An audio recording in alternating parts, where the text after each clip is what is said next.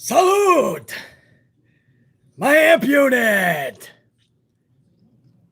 Welcome to 5 years of amplification. A toast. I want to raise a toast right now to all my unit out there. As we sparkle, we fucking shine brighter than anybody else in this fucking community on this night. It's a golden night, baby. It's a golden night. I want to raise a toast to all my amp unit out there. You guys are the best. And whether you've been with BC for a week, a year, 2, 3, 4, 5 years, my amp unit today, we celebrate the amplification that was, the amplification that is, the amplification that's going to be for 5 years plus. Let's rock this son of a bitch. Salute.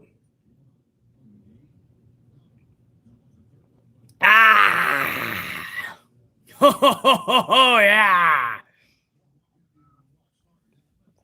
A little bit of the bubbly. A little bit. Just a little bit. Just a little. Just a little bit.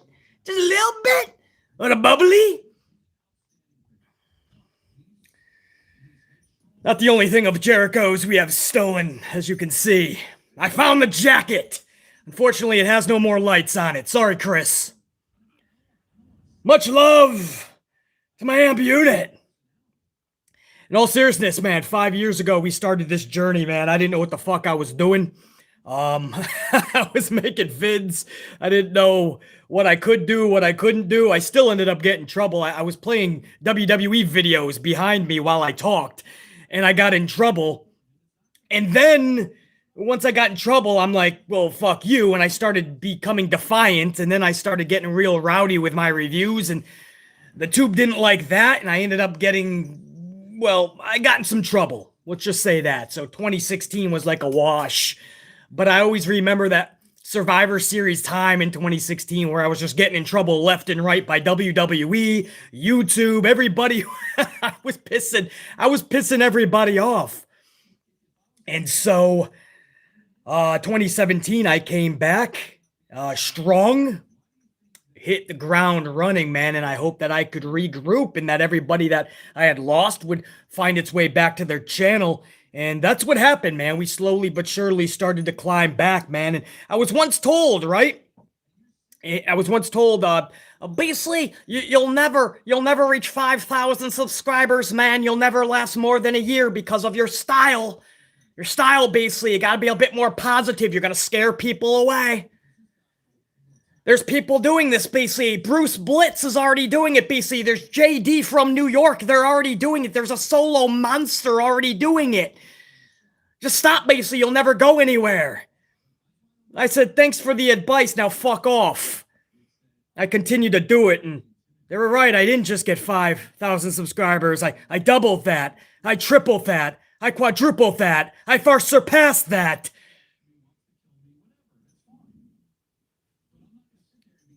I didn't fuck around with what I can't do, what I shouldn't do. Instead, I just did.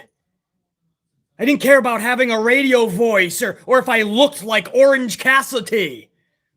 I didn't care if I had a green screen behind me and I could talk about some ups and some downs while doing a comedy shtick. I didn't care about riding a fucking imaginary car to an imaginary venue. I didn't care about the production as much as what I was offering to you.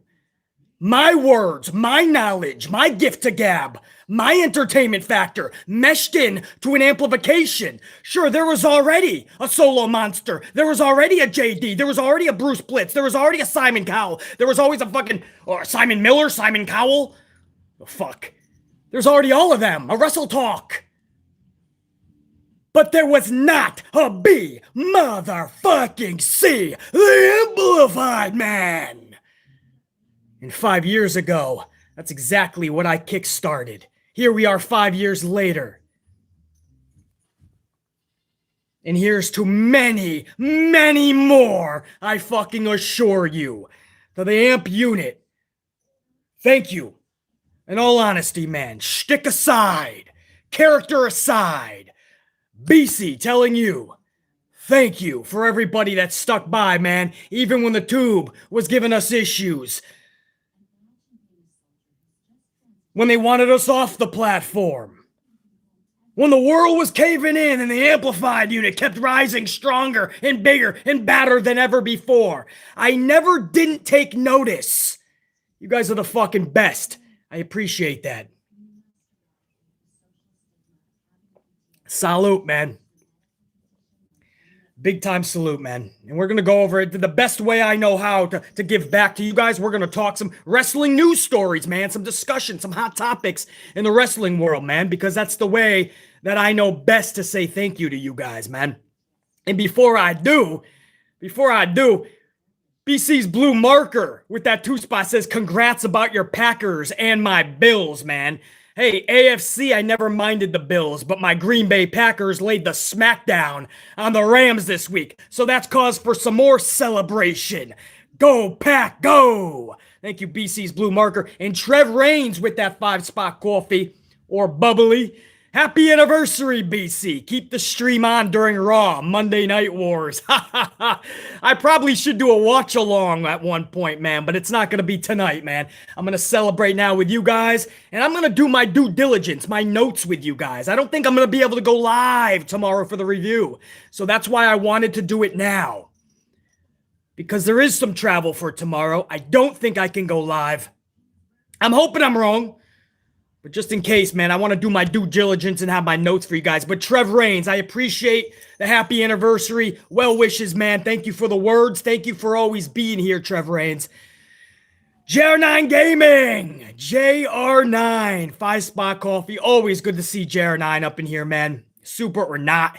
Happy 5 years, BC. Your videos is always the highlight of my day, and it's an honor to be a part of this incredible unit. So finally, just simply thank you. JR9, nah, brah. I appreciate it. Thank you. I know I'm always putting you to work, bro, with the stats and asking all the questions. When you're doing a 2 or 3 hour podcast, you got all this shit going through your dome piece. It's good to know that I got people that I can count on, man. I ask a question, boom, it gets right back out to me, that answer. So JR9 Gaming, I really appreciate it, man. The super... The words and just you being up in here all the time, man. You, Carlos, and so many others. And speaking of, by the way, Carlos just came in with a 5-spot. The Pack did really good. Salute and congratulations. Here's the 5 more, brother. Carlos, man, my Packers, they were a little shaky on defense for a few plays, but we did enough on defense, and our offense looked kick-ass. 36 fucking points.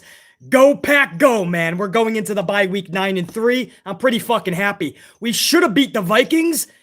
And if that whole shit with Aaron Rodgers didn't go down, Jordan Love would have been out. We would have beaten the Chiefs because the Chiefs played like shit. So we should actually be 11-1. But beggars can't be choosers. And Carlos, thank you for the congratulations, man. Thank you for being here for the bulk of those 5 years, man, and being part of the unit, man. I cannot thank you guys enough, but I'm going to try in this vid. Mr. Black Ice 22, by the way, man. Good to see you up in here on such a momentous occasion. The 5-year anniversary of the channel. Mr. Black Ice 22. Well, we both celebrating milestones, 35 years for my 3 jobs combined. I still can't believe it, LOL. Congrats, my dude. Keep up the amplification. Thank you, Mr. Black Ice. You know we're going to, as long as I got good people in my corner rocking out. We're going to keep going 5 years plus. 10, 15, 20, 25, 30, 35, 40, 45, 50, 55, 60, 65, 70, 75 plus, baby. Woo! Mr. Black Ice 22, and your 3 jobs combined, 35 fucking years. It looks like somebody else is whooping that ass out there from the unit. So Mr. Black Ice 22, congrats to you too, man. I get everybody up front, man, before I start jumping into some stories. I think are hot topics anyway in the wrestling world. Oh, hold on. Animated Aaron, 199, man, animated. Aaron, Ben Substance Ambrose on Stone Cold's podcast.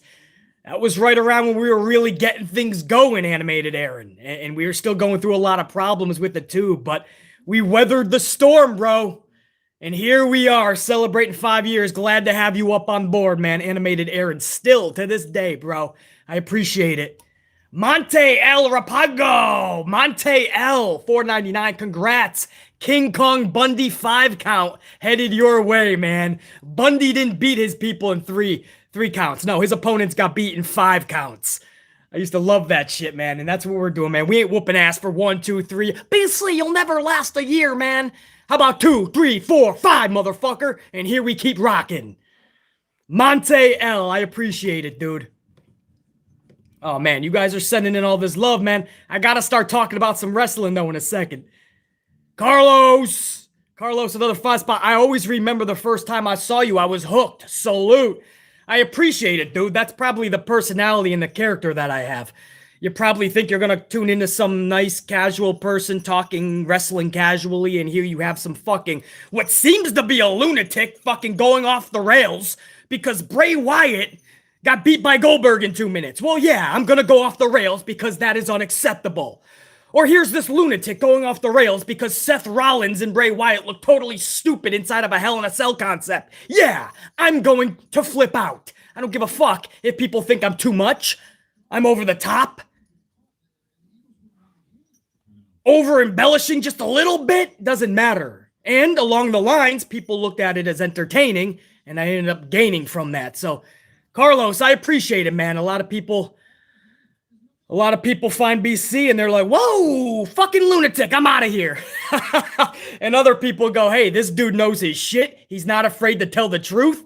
And he may be wild, but I'm fucking subbing to this dude. So I appreciate it, Carlos. I really do, man.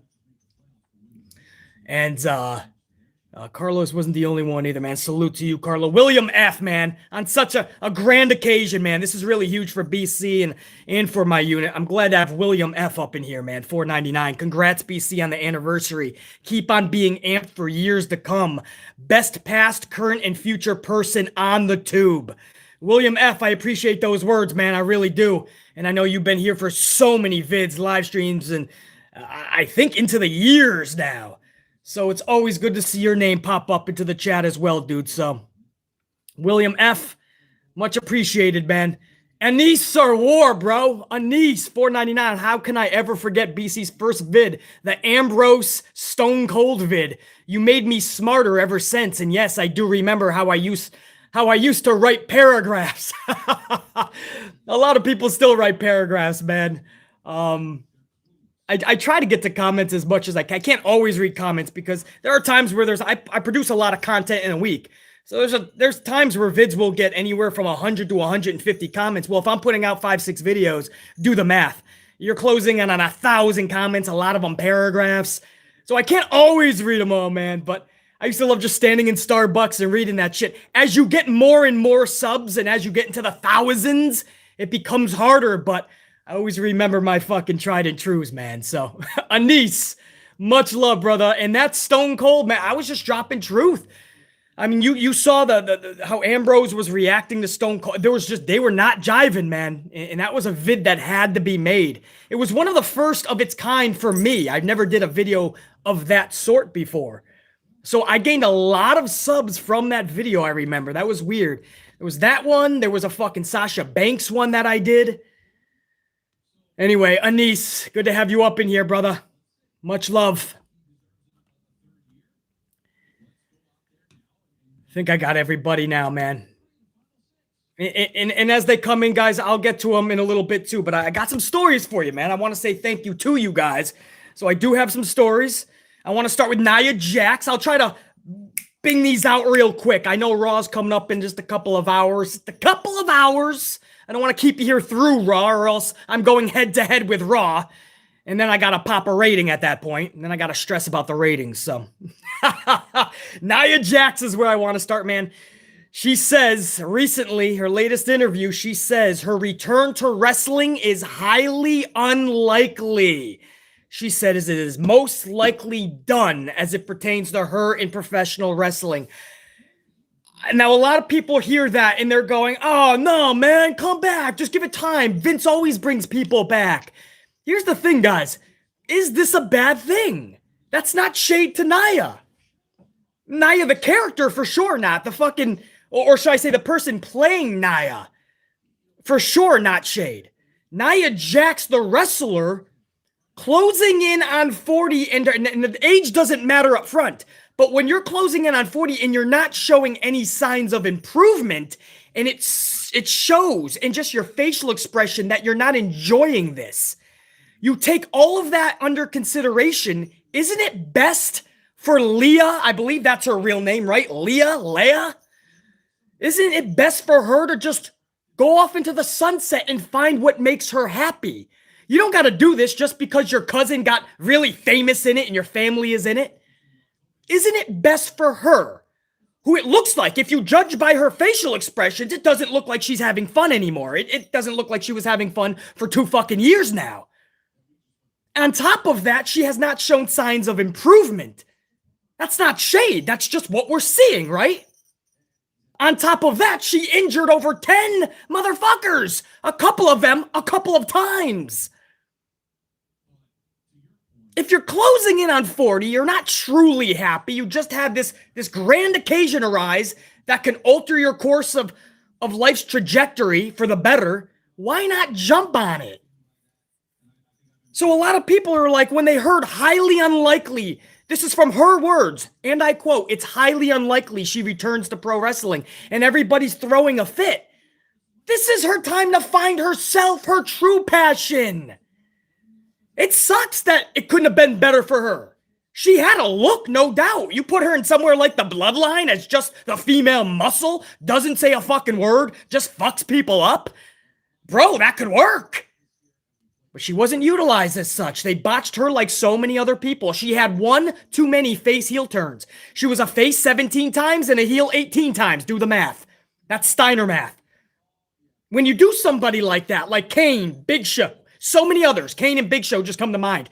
Charlotte is another one. When you flip them, face, heel, face, heel, face, heel, you're telling your audience, we don't gotta fucking worry about this anymore because they're irrelevant. If they don't know how to make a connection with the fans, we ain't even gonna try to make a connection with them. That's what you're telling your fans. That's what happens when you flip them so many ways. It sucks that they couldn't find a better use for Nia. It sucks that it didn't work out. But for her to say it's highly unlikely, that doesn't sound like somebody who's passionate about the business. Most pro wrestlers, when they get the axe by Vincent Kennedy McMahon, you know what they're saying next? Oh well, one door closes, another opens. I'm going to keep training. Can't wait till my 30 days is up or my 90 days. And then you start to talk AEW, Impact, New Japan, GCW. Who could it be? Major League Pro Wrestling. Who knows? They're going to hit the indies hard. They're passionate. That's what they do for a living. No. Nia just fucking gets the axe. A couple weeks later, she says, it's highly unlikely I ever come back. Doesn't sound like somebody who ever really needed this shit, breathed this shit, lived it. The bloodline literally ran through her to a point where she had to do it for a living. It doesn't sound like that or come across to BC. So I think this is good for her. Highly unlikely. Close the door. You tried it. It didn't work, unfortunately. If she ever wants to come back in the future, hey man, open the door for second chances. I'm pretty sure I speak for all of us when all we ask as fans is that you double, triple down in that gym and train hardcore. We want you coming back with something to offer that roster that you work with and the fans. That's all we've ever asked. That's why we don't like when people like Mickie James and Ember Moon get axed for no fucking reason when they have all the talent in the world. To bring in people like Eva Marie.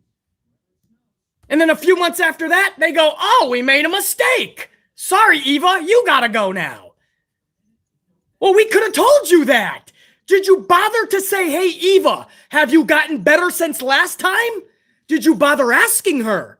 No, they just brought her back as a favor to The Rock because Eva Marie and The Rock are good buddies. And they realize we can't do that anymore.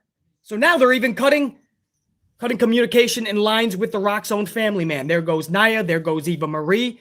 A straight message to The Rock. We're not just going to hire all of your friends or your family. Hire talent. Keep talent. Fuck, man. BC was not supposed to go that long on this. That was actually supposed to be a quick topic, guys. I entered a whole nother fucking realm with that because it just, people are looking at this as a bad thing, right? We hate to lose somebody that we saw in our television sets. I understand. You're not fucking losing. They're going on to other things. I'm sure they have social media. You can follow them if that's what you choose to do. But stop looking at this as a bad thing, man. She wasn't passionate about it. She was not improving in the ring. This could be a good thing for her. If you truly like Nia Jax, you're a fan, you should be happy for her moving on with another career choice. So Nia Jax says it's highly unlikely she returns. I think that is a very, very, I think that is an accurate statement that needed to be made by Nia Jax. I'm glad she understands that and made that decision, man. And again, if she ever comes back, cool. Just come back with something to offer. I hope you're a fucking damn good wrestler at that point. Come back ready to fucking give us some fucking 15-minute classics. Nia Jax, Sasha Banks in a fucking 30-minute Iron Woman match. Can you imagine? But that's what we want, though. We want to know that two people can go. If Vince ever said, hey, I want an Iron Man match with Sasha Banks, right, you'd see her in there with who? Maybe Bianca Belair. That could be a fun 30-minute. Her and Charlotte have always had good battles. You know, who else can put on 30-minute Iron Women matches in WWE? 30 minutes without it going off the rails. You know, there's a handful. The second handful can go maybe 20, 25, and then starts going off the rails. But, you know, we need to start filling this. If you're going to do all these budget cuts, man, over 80 wrestlers got released this past year. Over 80. And you're telling me that you can't come up with a business model that just keeps really, really good pro wrestlers? You're just chucking them aside like nothing? The Ember Moons and the Mickie Jameses get lost in the shuffle with the Nia Jaxes and the Eva Maries? I don't get that shit, bro. I gotta move on. I spent too much time on that, man. But, you know, it does open up a fucking... And I'm gonna get to some more, man.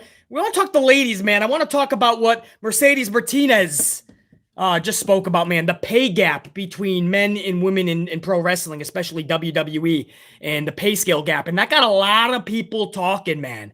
A lot of people are like, oh, shut up, not that shit again. A lot of people are like, actually, she has a point. We're going to get to that in about maybe 10 to 15 minutes, depending on how I get through this, guys, these next couple of topics. But I want to talk more about the women in their pay, actually. And you're going to be surprised about some of these numbers. But next up, I want to speak AEW, man. AEW has many talents due for new contracts on the front half of 2022. And we're talking names like Cody and Omega. And then there's word that Omega signed 4 years, so it's not until 2023, by the way. So 2022 would be his last full year.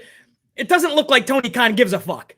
The Young Bucks were just recently, they just renewed. Cody is coming up. Omega's a little bit longer.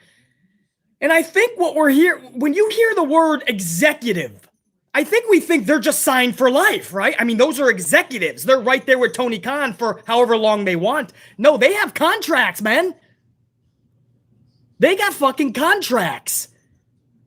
And it's weird when you see Cody and Kenny Omega and the Young Bucks coming up for contract renewals or releases. It's really weird to see that, man, but that's where we are. The Young Bucks just renewed. Now there's up next on the chopping block for the execs is Cody. Omega is going to follow after that.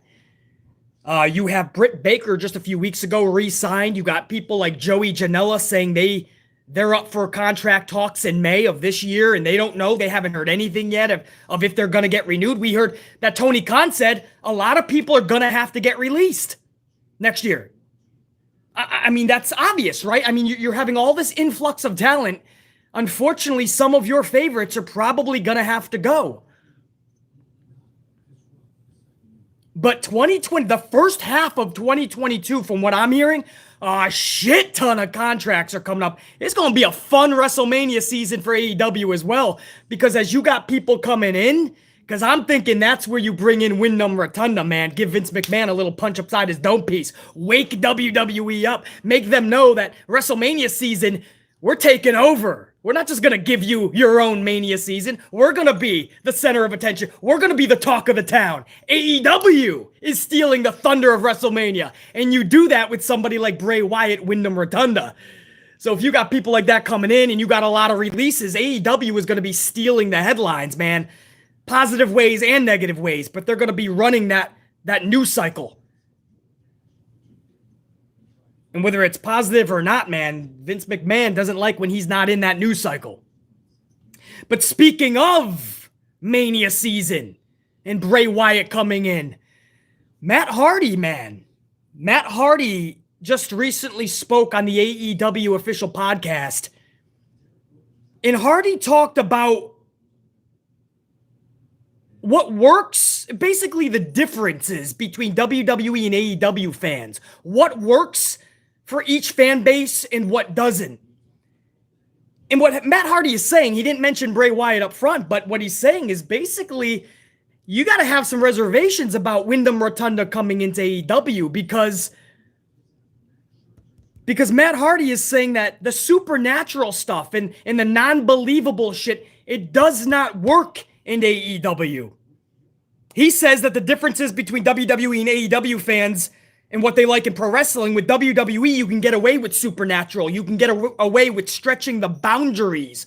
But with AEW, fans like more realistic. Now, I understand what he's saying in terms of actual competition, right? That's why they keep the statistics, the win-loss record, better storylines, I feel, as well. I mean, just CM Punk alone with MJF, and even before that, with Eddie Kingston. And so many beforehand as well. MJF and fucking Brian Pillman Jr. I mean, that's as mid-card as you can get, and I thought that story was fucking awesome. So that type of realism, I understand what Matt Hardy is saying. However, hold on, in fairness, to say that AEW just deals with the realistic realm and that it's WWE that does all the boundary shit. They stretch the boundaries. Supernatural, goofy, silly. Not so fast, Matt Hardy. Because in AEW, you had Snoop Dogg diving off the top rope. You had the Ghostbusters and the Marshmallow Man competing in an AEW ring. You had MJF and Chris Jericho doing a Broadway number. You had Orange Cassidy wrestle with his hands in his pocket. You had a boy from the jungle as a character. You had a dinosaur as a character. You have Darby and Sting living in the rafters. You had Matt Hardy fucking transporting. Transporting. You had Brody Lee leading the Dark Order cult faction, basically.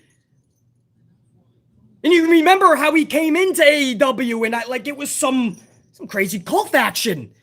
I mean, if all of that isn't stretching the boundaries, I don't know what is.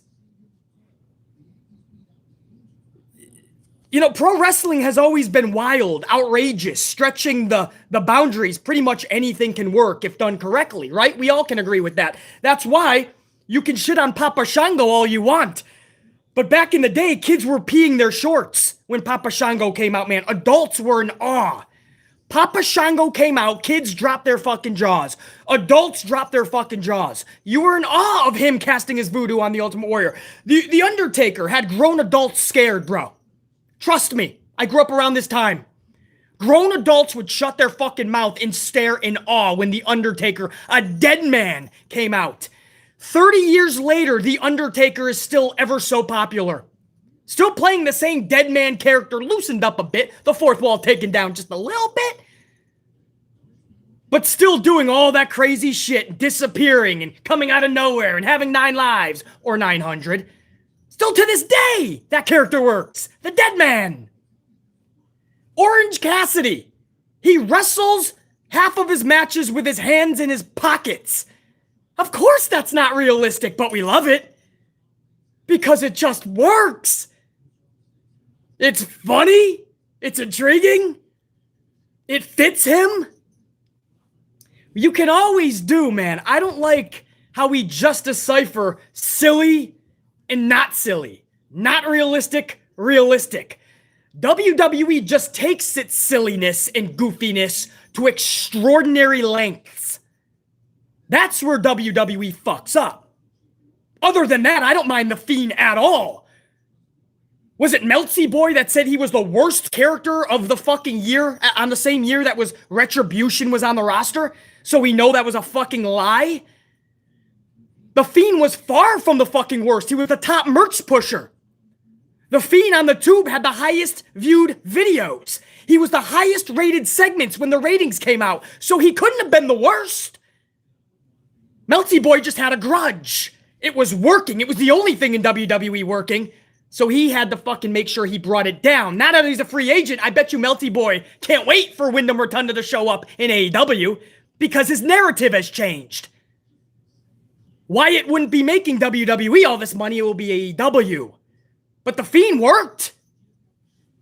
Until you got to the big matches, like Rollins at Hell in a Cell, or Super Showdown with Goldberg, or WrestleMania with Orton when he lost in 6 minutes to 1 RKO. When the big match came along, that's when Vince McMahon really put it to the fucking boards and ruined Bray Wyatt's momentum, The Fiend. But it fucking works, bro. AEW has found a way to craft it. Not all the time. I don't need to see Ghostbusters and Marshmallow Men. I don't need to see the guy going for the heavyweight title dressed up as a super big imposed Marshmallow Man. I don't need to see Snoop Dogg jumping off the top rope. I don't need to see the Big Show versus Shaquille O'Neal, which is probably what we're going to get in the future again. I don't need to see necessarily transporting from Matt Hardy. I don't need to see a cult-type faction. I don't need to see Broadway numbers. But for the most part, Tony Khan and AEW have crafted it. They don't go overboard with the silliness. So that's the difference. Let's not act like AEW doesn't do any of it.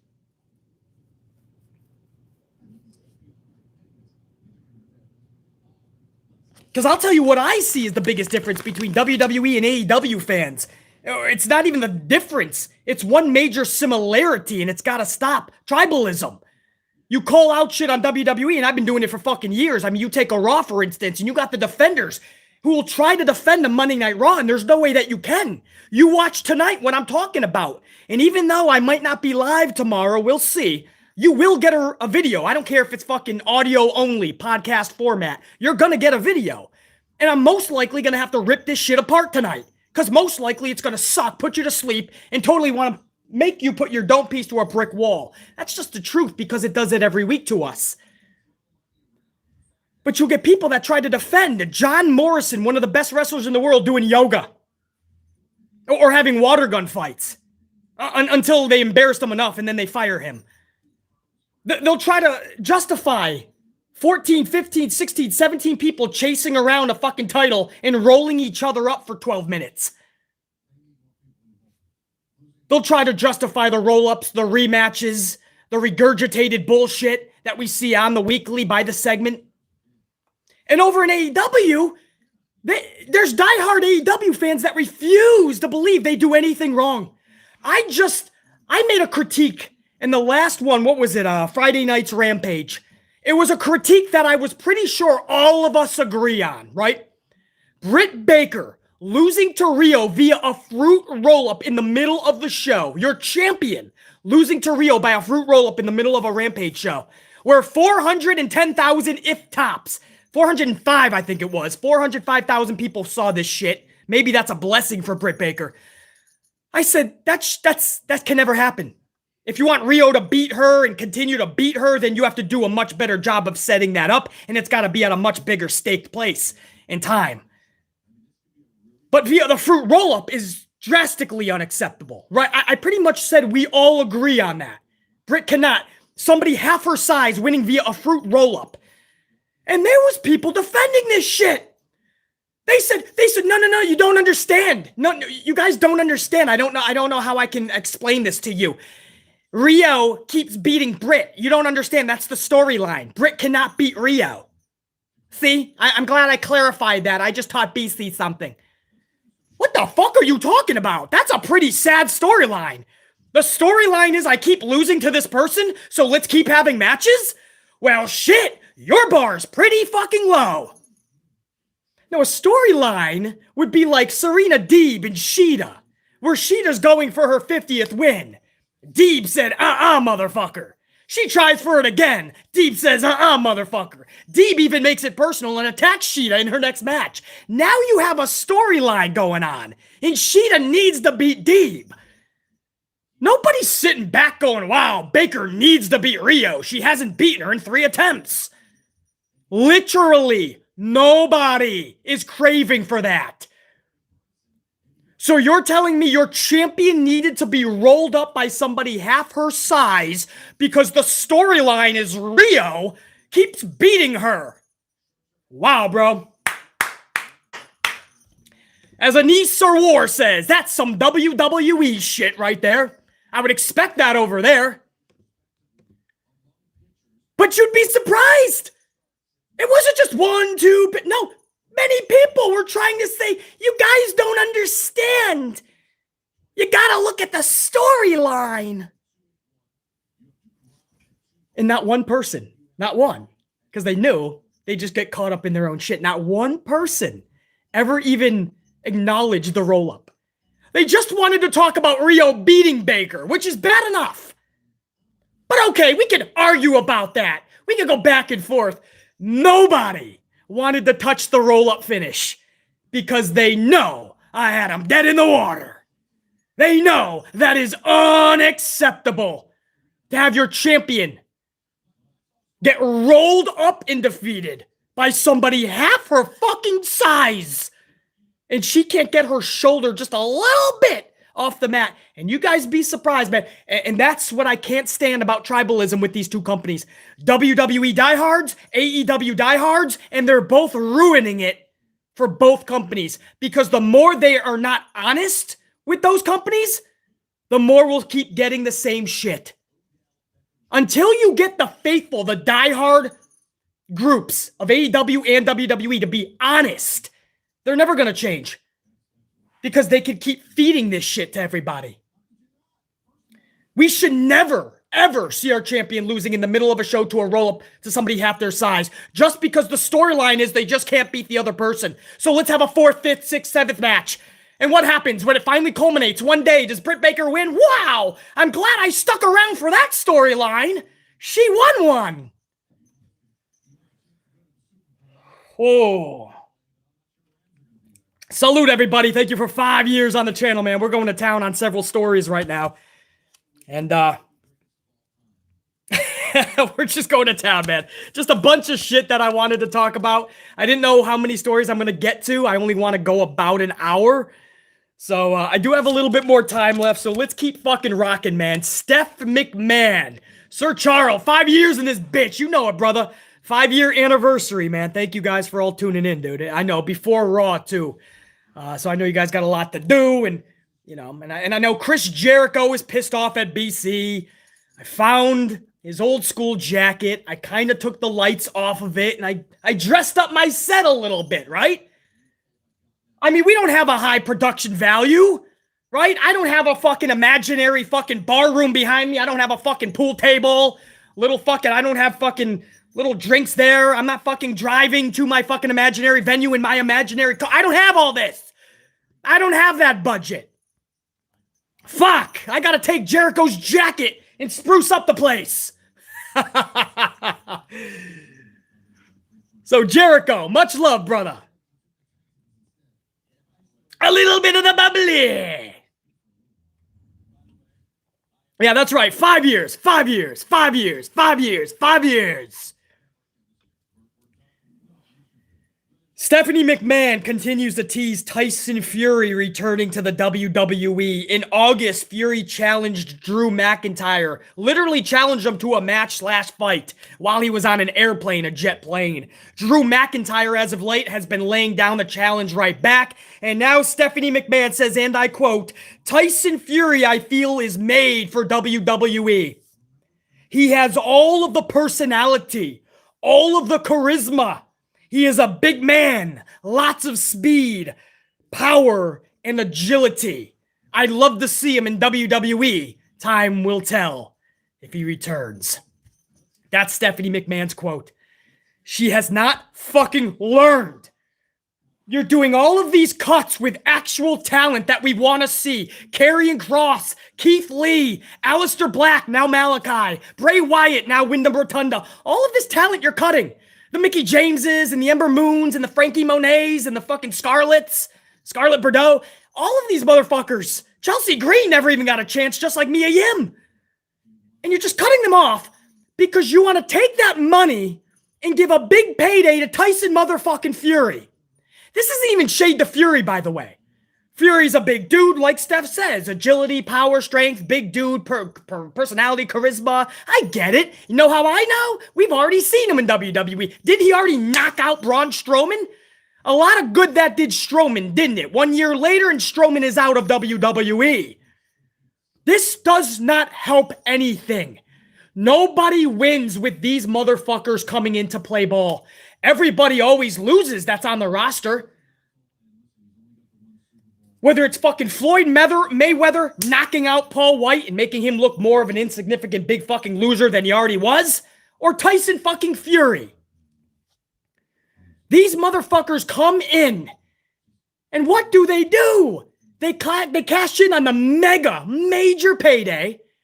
They beat the fuck out of the WWE talent, and then they take off. When does it stop, Stephanie? I've been asking for the longest time, when does your husband find and locate his balls to stand up to the old bastard in Stanford, his father-in-law? Well, I'm asking, when do you stand the fuck up and start helping with making these decisions? Because right now, you're just an enabler with your big-nosed fucking husband. You laugh to the bank with the old bastard. You say it's the fans that don't know what we're talking about. You say everything the old bastard is doing is best for business. But yet you make one false move, one wrong move, one negative reactive move after another because I just set up the domino for you. We've already seen this with Braun and Tyson. You're going to have Drew McIntyre defeat Tyson Fury? And if you do that, you know Tyson is going to ask for another $1 million.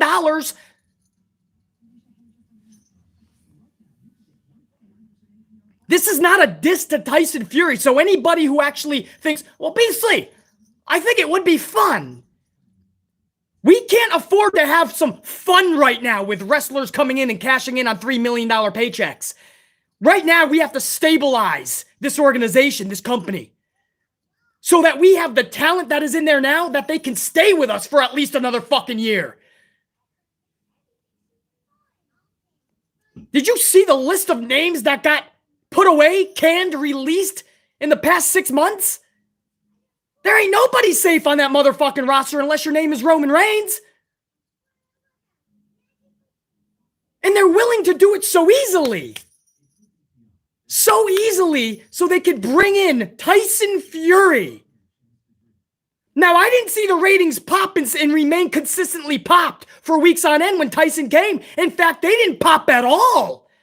So my question is, why are we taking this person from another sport and implementing him in this universe when you just got rid of talent that could have gotten us to that finish line we all desired?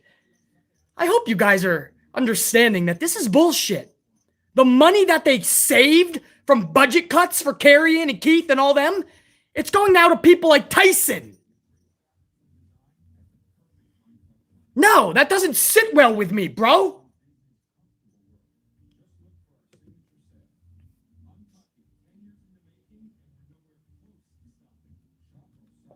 Stephanie McMahon has not learned her fucking lesson. Triple H has not learned his fucking lesson. And Vince McMahon refuses to learn any lessons. His way or the highway. As long as networks and subscriptions and countries are giving him tens of millions of dollars and $1 billion, this dude's making bank. As long as he gets to release half the fucking roster that he signed just to protect, to save them and make sure they didn't go to AEW, and now that he sees AEW is consistently just around that million and under, now he's like, oh, I don't have to worry about them, so I can give him all this talent and hope that he signs them all and Tony's ship sinks. That's what Vince is doing now. He doesn't give a fuck. He's in total sell mode. Any day this guy could sell now. He knows it. That's why they fucking tidied everything up with a bow on top. So he doesn't give a fuck about you and me, bro. Why do you think? Go on your fucking email. Why do you think WWE is constantly trying to get you to buy one shirt for $5 and get one for free? Or buy one for $4 and get one for $1? Why is their merchandise so fucking cheap? They don't care. The money they get from merchandise, that's peanuts. Why are they cutting a lot more live events than ever before? Because they know, even before this pandemic, they knew that people weren't showing up to the live shows anymore. It wasn't interesting anymore. The arenas were less than half full. That's sad. That's pathetic. But Vince said, it's all right. I don't even need them to show up. I'm making all this money over here. Everything that we once mattered to Vince for, he doesn't need us anymore. He knows that if he sells within the next couple of years, the ratings will not, or should not, unless they get drastically fucking horrible, they won't dip below 1.2 before a couple of years from now. Or won't dip under that million mark. And he thinks that as long as he's over that mill, he can sell and get some big mucho money, man. I know this guy's game by now, dude. He's not fucking fooling BC. Every move he makes, it's to go against our desires, our wishes, and anything that works for us. Every move he makes is against the desires, the wishes, and what works for the talent. Every move he makes is just about making his pocket, that pocket lining, bulge out more. That Scrooge McDuck pool in his mansion, wider, deeper, and dive into that money pit like Scrooge McDuck. Well, basically, that's what a businessman should do. Bro, the second you lose focus of your talent and your targeted audience, the second that your talent and your audience no longer matters to you, trust me, that is the beginning of the fucking end for Vinnie Mac. Squeeze up every penny right now from the networks in the countries like Saudi Arabia, because next year we will not be having a discussion of Vince making $1 billion. Come on. With the ratings going lower and lower, you tell me who's giving him $1 billion come the next TV deal. It ain't gonna happen. You know I'm right. That was it. Fox was the last $1 billion deal. No other country will give him 40, 50, 60, 70 million dollars to perform in their country after Saudi. So when that money dries up, good fucking luck. He already pimped out his network. Peacock already has that for a bill. He'll have nothing left but us. And at that point, he either won't care because he's sold, or is in the process of selling, or it'll be too late and we will have turned our backs on him. That's a whole nother fucking rant, man. Woo! We are fucking banging this one out, guys. Salute. 5-year anniversary of the channel, man. Great to have all you guys here, man. And by the way, I got more coming up, man. I want to talk Mercedes Martinez and talking about the pay gap in WWE and how she feels women are not getting paid as much as men. And I got some staggering statistics, some numbers for you that'll either back up or go against that claim.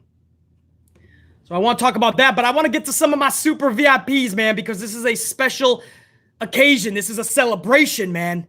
And you can't have a celebration without the unit, bro. Now, I got to some unit members earlier. And I believe I left off at a niece, so now I go to Trev Reigns with another 5-spot coffee. Wow, Nia Jax unlikely returning to the ring. Damn, I wish her luck on more training for her wrestling skills.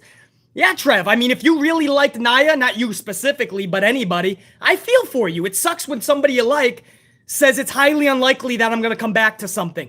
In this case, Nia Jax is saying it's highly unlikely I'm coming back to wrestling. Now, if you're a big fan of hers, that may suck. But trust me when I say I critique this shit. I've critiqued pro wrestling and dissected it bit by bit, moment by moment for years. She lost her smile, if I can speak in Shawn Michaels-esque, if I may.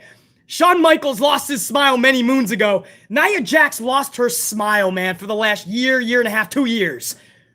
She just wasn't feeling this anymore. She wasn't improving in the ring.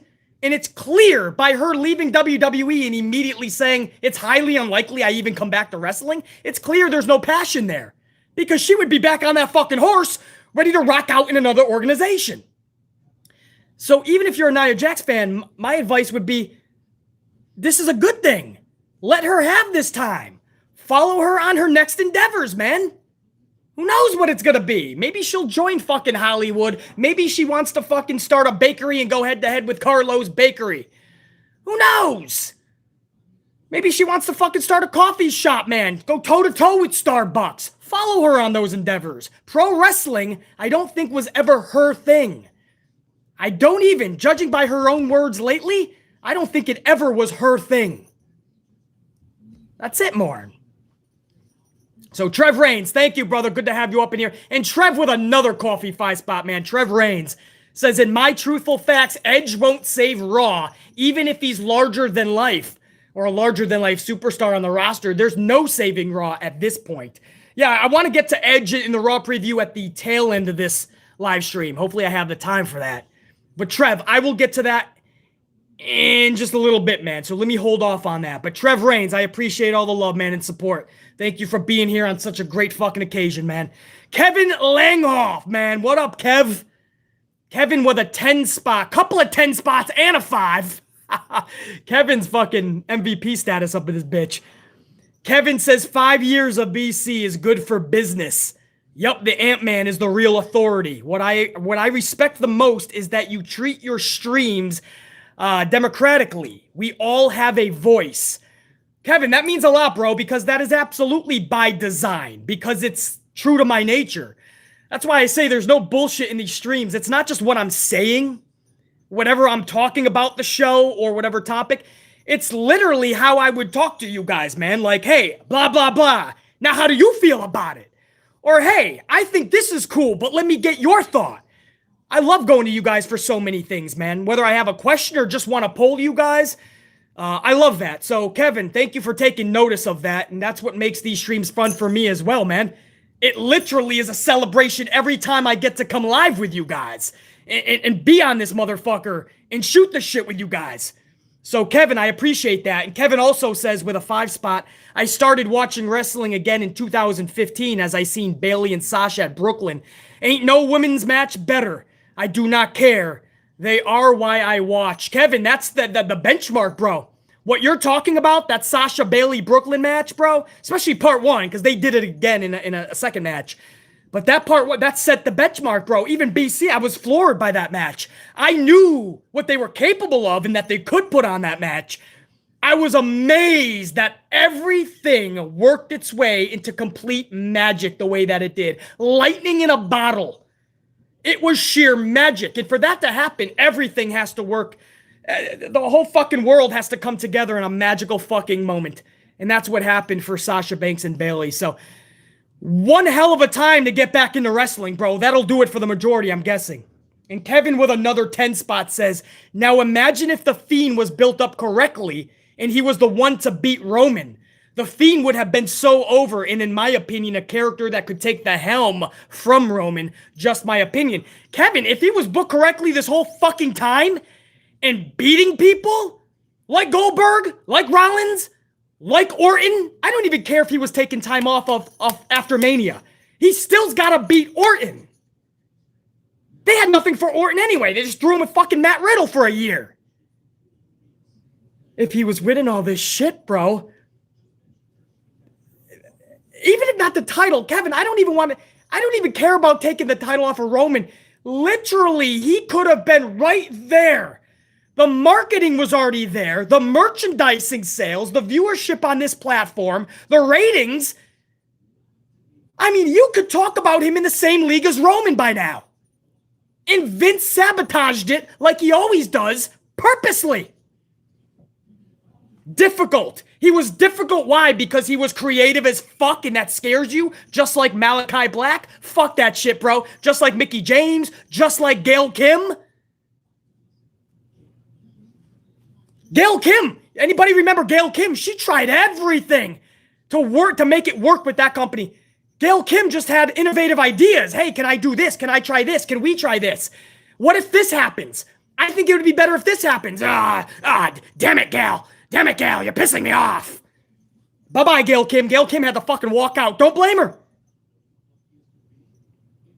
Anyway, Kevin, no doubt, bro. Who's that? Notorious Nikki Smith, $4.99. What up, Notorious Nikki Smith, $4.99. Happy 5th anniversary, BC. I've been rocking with you since WrestleMania 2019. So, a couple years ago, Notorious Nikki Smith, man. Notorious Nikki Smith, you know, man, couple years of amplification, you know how we roll. And after 2 years, you still say, BC, you're that dude. That's what I appreciate. That's a tried and true right there, man. Notorious Nikki Smith celebrating with the unit. I appreciate the bubbly. Kobe, $4.49. Salute to BC. Salute to you, Kobe. Good to have you up in here. Big thanks to you. I found the channel and the unit in 2018. Best unit to be a part of in the whole YWC. Kobe, man, I appreciate those words, dude. Popping the bubbly for Kobe, dude. Rockstar status, dude. I love hearing that, man. Out of everybody in the community, man, to put BC at the top of the helm, you fucking rock, Kobe. I mean that.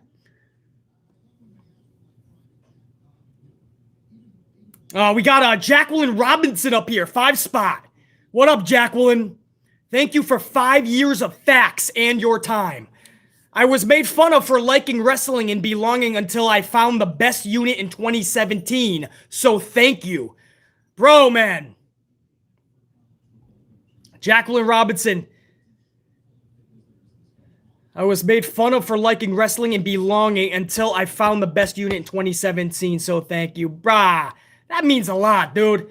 You know, growing up, wrestling was not cool. So I understand, Jacqueline. You couldn't go to school and talk about it with everybody.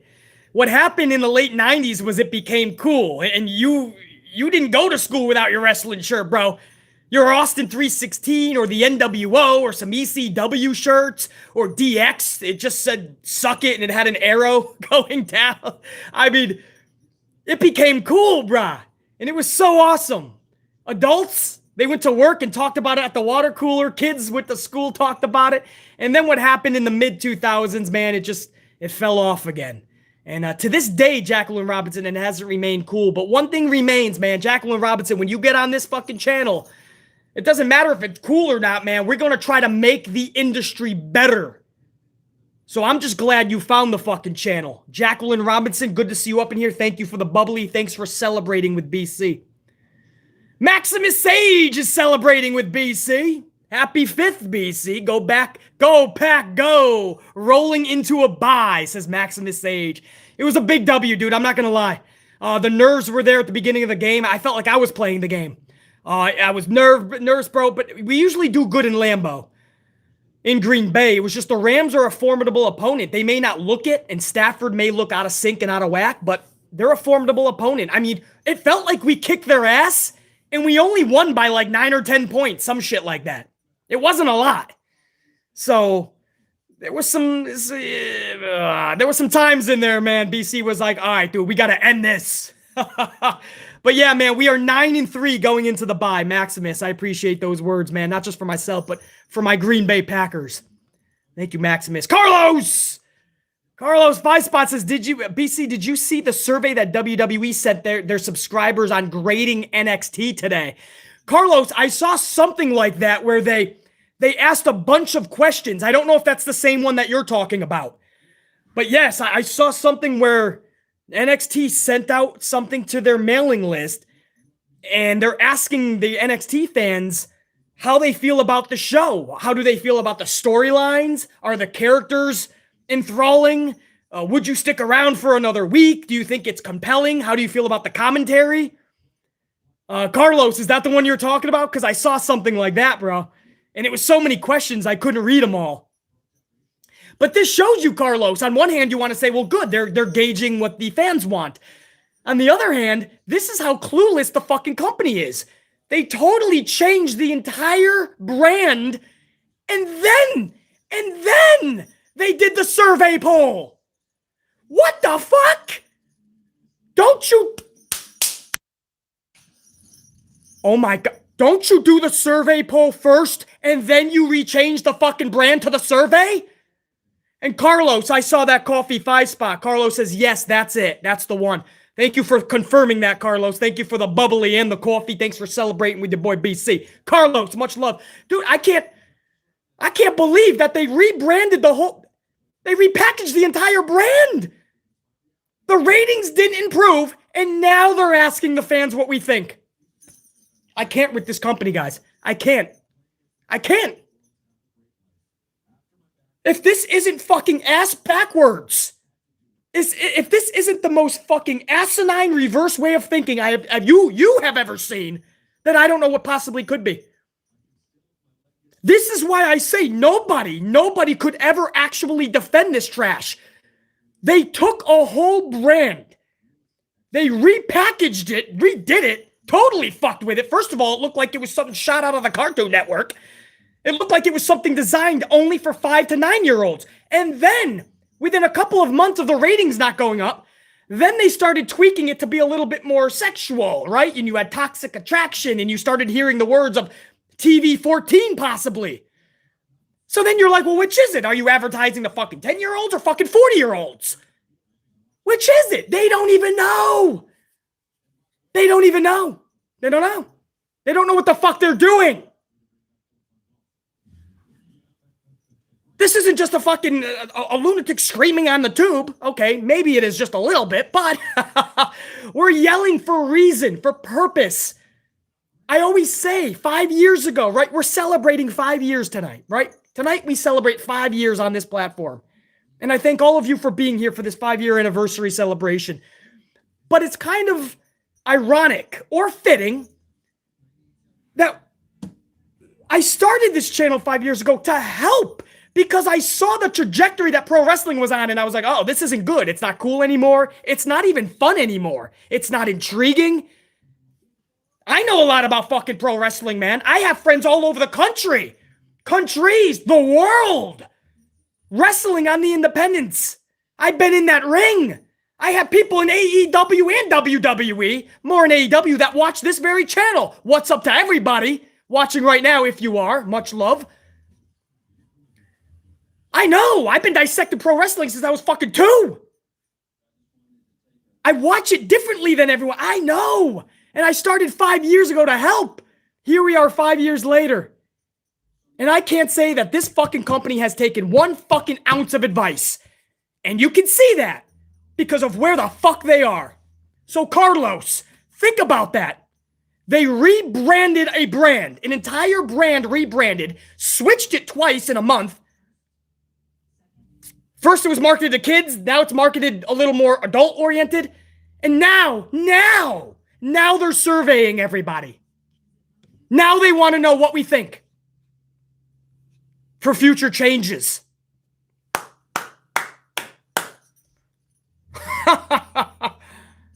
You can't make it up, bruh. Can't do it. Carlos, thanks for bringing that up, because I totally forgot to even mention that. I forgot to even fucking mention how ass backwards that is by sending that out. Yo, Easy Does It's up in this bitch, man, with a 5 spot coffee/bubbly. We celebrate today. Easy Does It.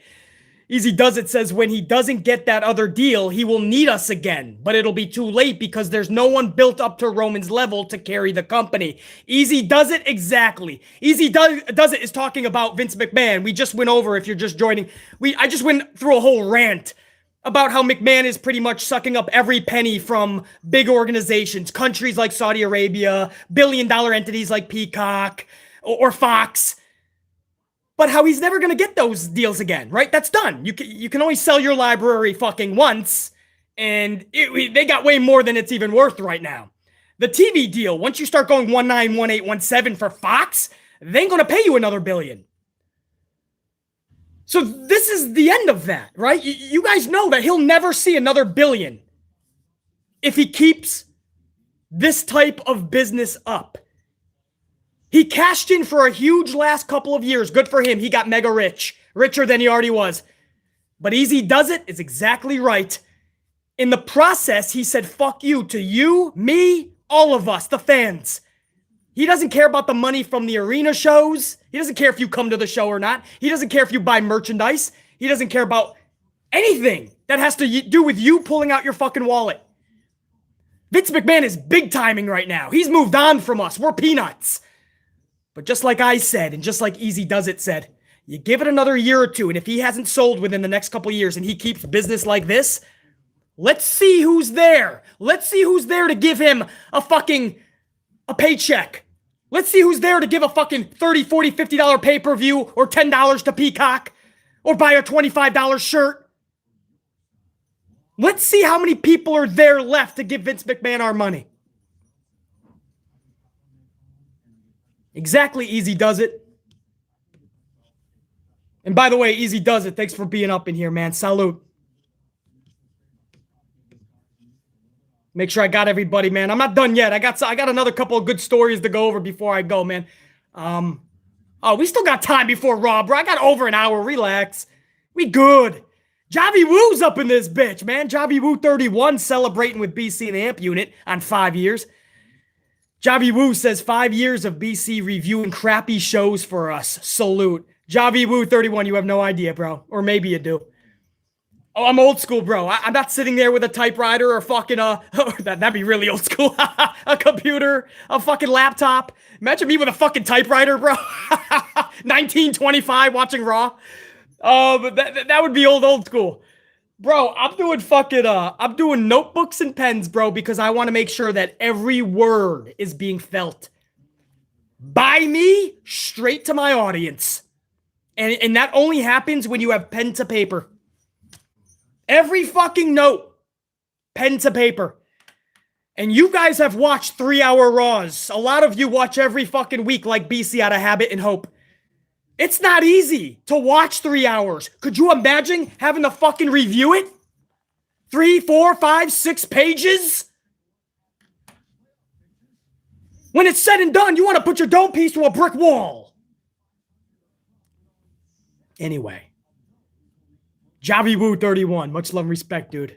I appreciate those words. Good to have you up in here for the celebration, man. Kevin Langhoff is back with another 5. That's what I mean by MVP status on this celebration night. Kevin Langhoff, man. Kevin says one more 5 for 5 years. Oh, one more 5 for 5 years. My fave storyline ever was Sting versus NWO. Yours, BC. First of all, Kevin, I appreciate that one more for 5 more and beyond. As far as favorite storyline, if we're going back into that time frame, I don't want to give you like the obvious, which was McMahon in Austin, because that was all of ours, right? I mean, you gave the WCW. For WWE, that was all of our, that was the storyline. I think for me, can I stick WCW, man? Sting and Cactus Jack and Vader and Sting, man. If I kind of want to be, because I can think of a million feuds from back in the day. I want to stick with Sting and WCW, man. Sting, Cactus Jack, WCW. That was like early 90s, I believe. And also, Big Van Vader is what he was called back in the day, not just Vader. Him and Sting. I just felt like the chemistry, bro. Everything they said to one another, I felt it. I didn't need them even fighting in a parking lot or somebody finding somebody in the fucking bar room. I didn't need some fucking 10-minute promo. I just needed to believe that shit. And can I give you a quirky one? I'm trying to think of ones that you guys would never guess, because all of us could pretty much say the storylines that we loved, and they're probably going to be the same. Big Boss Man Mountie. That might also be early 90s. I want to say like SummerSlam 92, I think. Mountie and Big Boss Man. I just love the concept of this Law and Order guy from the States, Georgia, Cobb County, Georgia. If you ever took a trip down the Cobb County, Georgia, you'll be serving hard time. He carries a big stick, a ball and chain too. If you're looking for trouble, he'll be coming after you. You'll serve hard time. That was one of my favorite themes. It was the Big Boss Man. And Vince McMahon had this ludicrous idea to have a fucking law enforcement from Canada or a fucking Mountie come around. And this Mountie, and I also love the fucking Nails storyline with Big Boss Man, where he put away this inmate, and then this inmate's pissed off. Boss Man, that's how he used to talk, man. Nails, Boss Man, I'm coming for you, Boss Man. And BC's like, I love this. It was a story. I could believe it. Because of the character. You know what I mean, man? I mean, if you're going to give me the character, go all out with it. So anyway, who was that? Kevin, that might not be what you were thinking of when you asked me, man, but those are kind of some quirky ones that I truly loved, man. Yeah, some of you guys remember the Jailhouse, man. It was the, hold on. I'm getting choked up thinking about it. The loser went to jail, I think it was. It was 1992 SummerSlam. Somebody will correct me if I'm wrong. Could be 91. Actually, it may have been 91. 92 or 91. 91 was the double main event. It was a match made in heaven. Macho Man and Miss Elizabeth got married. And then there was a match made in hell, which was like Hulk Hogan and his team versus Sergeant Slaughter and Sid Justice. And I think that was Warrior's last match. He held up Vince McMahon for money. Vince McMahon had to pay him. And then that was the last time we saw Warrior until like WrestleMania 8. Yeah. 91 then maybe. 92 was what was Wembley Stadium? 92? Wembley Stadium, it might have been 92. I don't know. We're going back decades, man. We're going back fucking decades, bro. Anyway, Kevin, appreciate it, man. Strict Tango celebrating with us. 2-spot. Congrats, BC. I'm glad to find this channel in 2020. So Strict Tango just found us last year, and I'm glad you're sticking with us another whole fucking year at least. Strict Tango, it's good to have you up in here, man. I'm glad you found it, and I'm glad you're celebrating with BC in the unit, man. Strict Tango became a tried and true in 2020. And Papo Jr. is celebrating with us, man. What up, Papo? $4.99, 5 years. Congrats, my brother. I may not be live with the unit all the time, but I don't miss a review from the realest out there. Glad I didn't miss this one. Coffee emoji. Papo Jr., I appreciate the beverage, man. I appreciate you being up in this bitch more than anything, though, man. Papo Jr., a definite tried and true. And I'm glad you didn't miss us live with the celebration, man. 5 years of amplification. I want my best AMP unit members here, man. Papo Jr., thank you. And Anis Star Wars back up in this bitch with a $1.99 saying black and gold NXT better than, greater than the fruit roll-up NXT. Oh, by far, brother. By far. And it sucks that Triple H never had the fucking balls to stand up to Vinnie Mac. Instead, I told you guys what happened, right? Triple H is going to be, he's already been signed on. He already signed.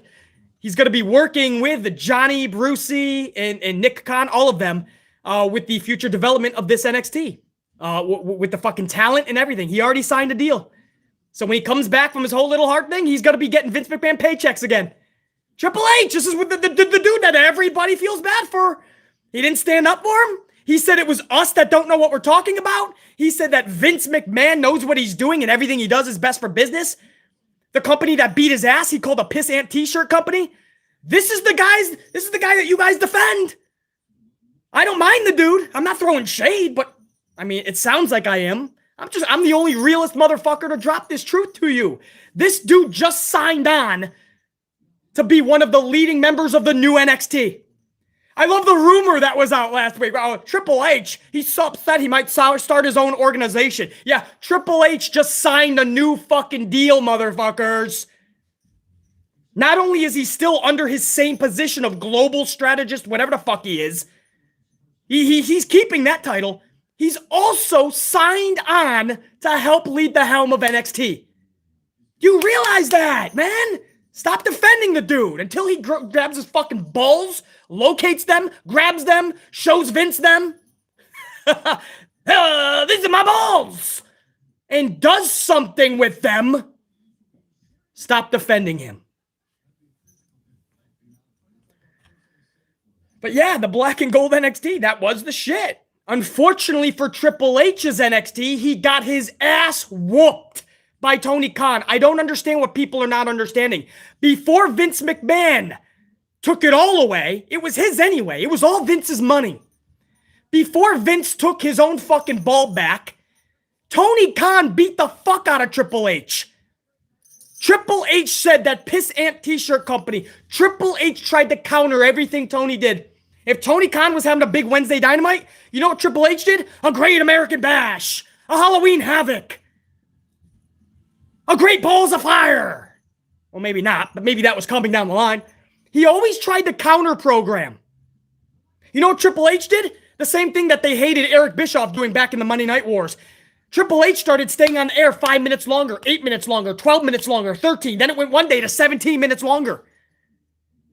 Triple H tried every dirty tactic. All is fair in love and war, right? There's just one problem. Tony Khan kept beating the shit out of him until the USA Network and Vince McMahon came knocking. Excuse me, you failed. You failed.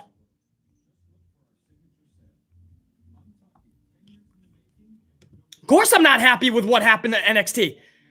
You don't think I missed those days of Sasha Banks and the original 4 horsewomen of the WWE of NXT? You don't think I missed the days of Kevin Owens turning on Sami Zayn? You don't think I missed the days of fucking Shinsuke mattering? Shinsuke's got a championship right now. You would never know it. You have no idea how many people ask me, hey, BC, who's the mid-card champs? I forgot. Me too half the time. It's Shinsuke. He used to matter, man. His entrance alone had you floored in NXT. Bobby Roode, his entrance, man, was glorious. Keith Lee was fucking limitless. Ember Moon, jaws dropped when she hit that fucking Stone Cold Eclipse stunner from the top, man. You hadn't seen anything like it perform that way, man. You said, man, if she ever goes to the main roster, it's not when she wins a title, it's how many. And then she gets released. Oh, but only before they have her chasing around the 24/7 title to the point where she breaks her fucking leg chasing that fucking toy. Of course I missed the old NXT, bruh. Asuka and Nikki Cross, you remember what they did in NXT? Falls Count Anywhere or some shit? Nikki Cross, not Almost Cross. Nikki versus Asuka. Yeah, that's when Asuka was relevant. That's when Nikki Cross had some fucking self-esteem, some respect. You put respect on Nikki Cross's name. Now she's almost a superhero. Don't worry about me, BC. I'm fine. I know it looks like I'm about to be released, but I'm not. I just got confirmation. I almost have a new contract for 27 more years. I almost have it. It's in my grasp, BC.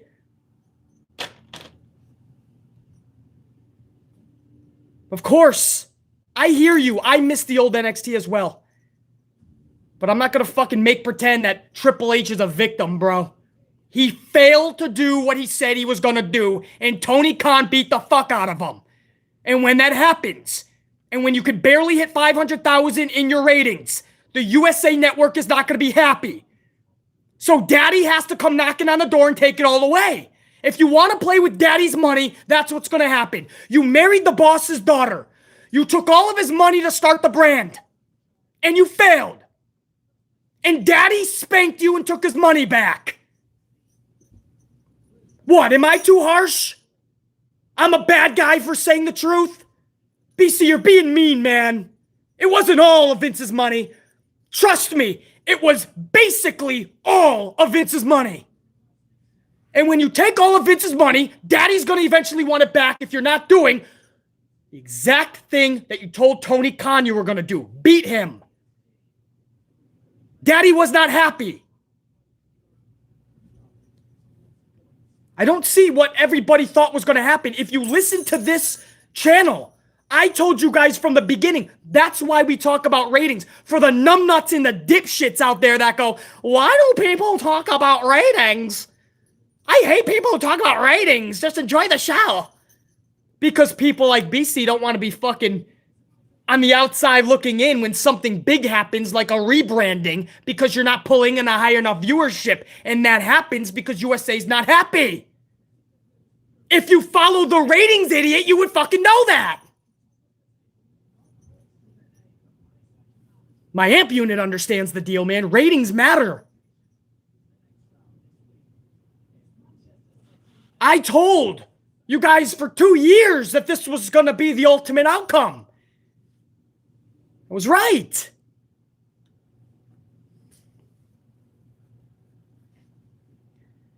You know, I don't know, man. By the way, Triple H, Cerebral Assassin. I like that dude, man. I respect what he did as a talent. I just will not. I'm not going to coddle him like a lot of people do. This community, reputable people who have podcasts, they coddle this dude. They feel so, they honestly think he's in his basement right now, hitting his head against the wall. Why? Why me? When he's cashing all of those Vinnie Mac checks to the bank. It's amazing to me how people think that shit. Anyway, Anise. That was a long-winded answer about the old NXT, but I agree. And what do you got? Carlos with another 5 spots says, that makes no sense at all. BC, you think they would have done the survey first. You're right. Yeah, Carlos is talking about NXT, speaking of, rebranding the motherfucker, and then, just within the last 48 hours, maybe 24 hours, they sent out a survey to everybody asking, how are they doing? What needs to be changed? What needs to be rebranded? What do they like? What don't they like? Wouldn't it be fucking good to do that before you rebrand the entire fucking package? Or repackage the entire fucking brand? Wouldn't that be the realistic, easy thing to do? And then you wonder why at first they're marketing the fucking kids and now they're going TV 14 and they don't know what the fuck they're doing. When it's all said and done by the end of 2022, don't be surprised if their targeted audience is 85 to 105. Oh, I ain't gonna sit down for this. This is NXT time. Debbie, can you put down my pudding? I want to sit and watch NXT. No, Davidson, you know it's past your bedtime. It's 6:05. But I really want to watch it. Their target audience will be fucking 85 to 105 because they don't know what the fuck they're doing. Carlos, I appreciate, again, you just telling me about that survey because I did want to discuss that, and I didn't initially have that in my notes, so appreciate that, brother. Guys, if there's any other fucking supers, man, in celebration for our 5-year anniversary, I appreciate it, and I'll get to it in just a few minutes. I want to go over a couple more stories. And I want to start with Mercedes Martinez, who recently spoke on the pay scale for women in professional wrestling and how there's a major gap still. Now, she says we have to stand up for what is right in terms of women's pay. Okay. Now, even Martinez agrees that the gap is closing. She did say that in her defense. She says now it is starting to close. Much better than what it was, but nowhere near where it should be. So, you can look at this many ways, but I want to kind of break it down like this, if you don't mind. If you ask Charlotte Flair if she's happy with her salary, she'll most likely say, fuck yeah. Do you know why Charlotte Flair would say fuck yeah? That's because Charlie is making a $550,000 a year salary. Charlotte Flair, $550,000, over $500,000 every year is Charlotte Flair's salary. Now, for those keeping track, that is the same salary as former WWE champion Drew McIntyre. So I wanted to bring that up because Martinez has a little bit of a point, and I'll get to that in a minute, but you can't say that as a blanketed statement because there are people like Charlotte and Drew McIntyre, female, male, making the same amount of money per year base salary. If you ask Becky Lynch if she's happy financially, she'll probably tell you life is fantastic. Life's fantastic. And why would she say life is fantastic? Becky Lynch would tell you that because Becky Lynch is making $1 million salary. $1 million Now, if you're wondering why Charlotte Flair and Becky Lynch don't get along that much anymore, if you think that money doesn't play a little part in that, if you think that Charlotte Flair, who truly does think she's the best, if you heard that your former friend is getting $1 million a year and you're getting 550 G's, yeah, that's animosity. So Becky's getting $1 million, and you could say, but BC, Roman makes $2 million a year in salary. So Martinez is right. Roman's making $2 million. Becky's only making $1 million. Yes, he does. Roman makes $2 million a year in salary, but Becky is not on the same stratosphere as Roman Reigns. And you guys know that. That's not shade to Becky. Salute to Becky for cashing in on $1 million payday, brah. There ain't no shade to somebody who can cash in on that shit. But let's not act like she's in the same stratosphere as Roman Reigns. Roman deserves the two. Becky, you could start the debate, does Becky, not because she's a female, in general, does Becky Lynch and the character that she's portraying with the reception that she gets, whether you're cheering or booing, is Becky worth $1 million a year? That could be a start of a discussion. But you can't compare that to Roman. So that's why I compared Charlotte and Drew. That's more your standardized top of the heap. For Vince, anyway. Drew's making $550. Charlotte's making $550. No. Not who said that? No, Jay, not net worth, man. This is salary. Net worth is something different. That could be the bulk of how many years you signed. So if you signed a $3 million deal, you're probably going to be around 4 to 6 years, depending on what your salary is. But salary is not net worth, guys. Salary is yearly. I don't want anybody thinking like their net worth is $550,000. No, these are millionaires. Trust me. Everyone I just named are millionaires. But you see how Drew and Charlotte are making the same? So Martinez has to understand that it's how you're booked. That's where her main gripe should be, how women are booked. But then you could say that about the men too. But I don't know if I'm Martinez, I wouldn't just be jumping right to the pay scale because Charlotte and Drew are the same. Becky is making $1 million. Roman justifiably is making double that. But I wish this was cookie cutter drive for you guys, man. I wish I could just say that and we could move on. Listen to this shit, man. This is where there's some truth to Martinez. If you want to go a little bit more onto the card, to what Martinez says, you look at Kevin Owens, who makes $450,000 a year, and Shinsuke Nakamura, who makes $400,000 a year, and yet the motherfucking boss, Sasha Banks, makes $250,000 a year. That I don't agree with. I don't think that's fair, and that's where Martinez's comments are kind of true. Like, who's paying this shit? If you tell BC that Sasha isn't as significant or as worthy as most WWE wrestlers on the roster, I would call bullshit. Much respect to Kevin Owens. Much respect to Shinsuke Nakamura. You guys know I love Nakamura. But when you're talking about a time where we need the women's division to be at its peak performance game, and you have one of the best wrestlers in the world, especially for those females, Sasha motherfucking Banks, how is she getting $250 but Bex is getting $1 million? Now, Sasha's probably cashing way more on the marketing and the merchandising, right? So she'll make that up. I'm sure Sasha doesn't give a fuck. Or she does, actually. Everybody cares about what they're making. But I'm sure Sasha's getting a lot more with the merchandising and all that, man. Her merchandising game has always been on A+ game status. But how the fuck are you good with $1 million for Bex, $550 and you re-signed for $250?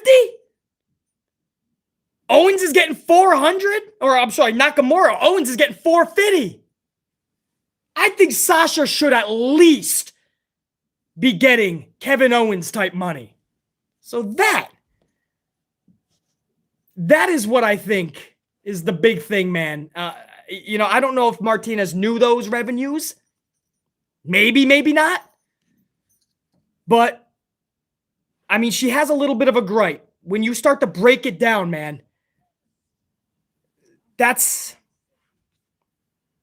she has a gripe, She has a gripe.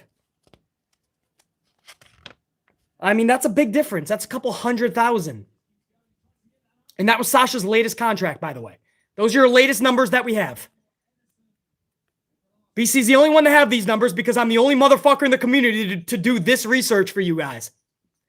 I'm fucking awesome. I took the time to do this research for you guys.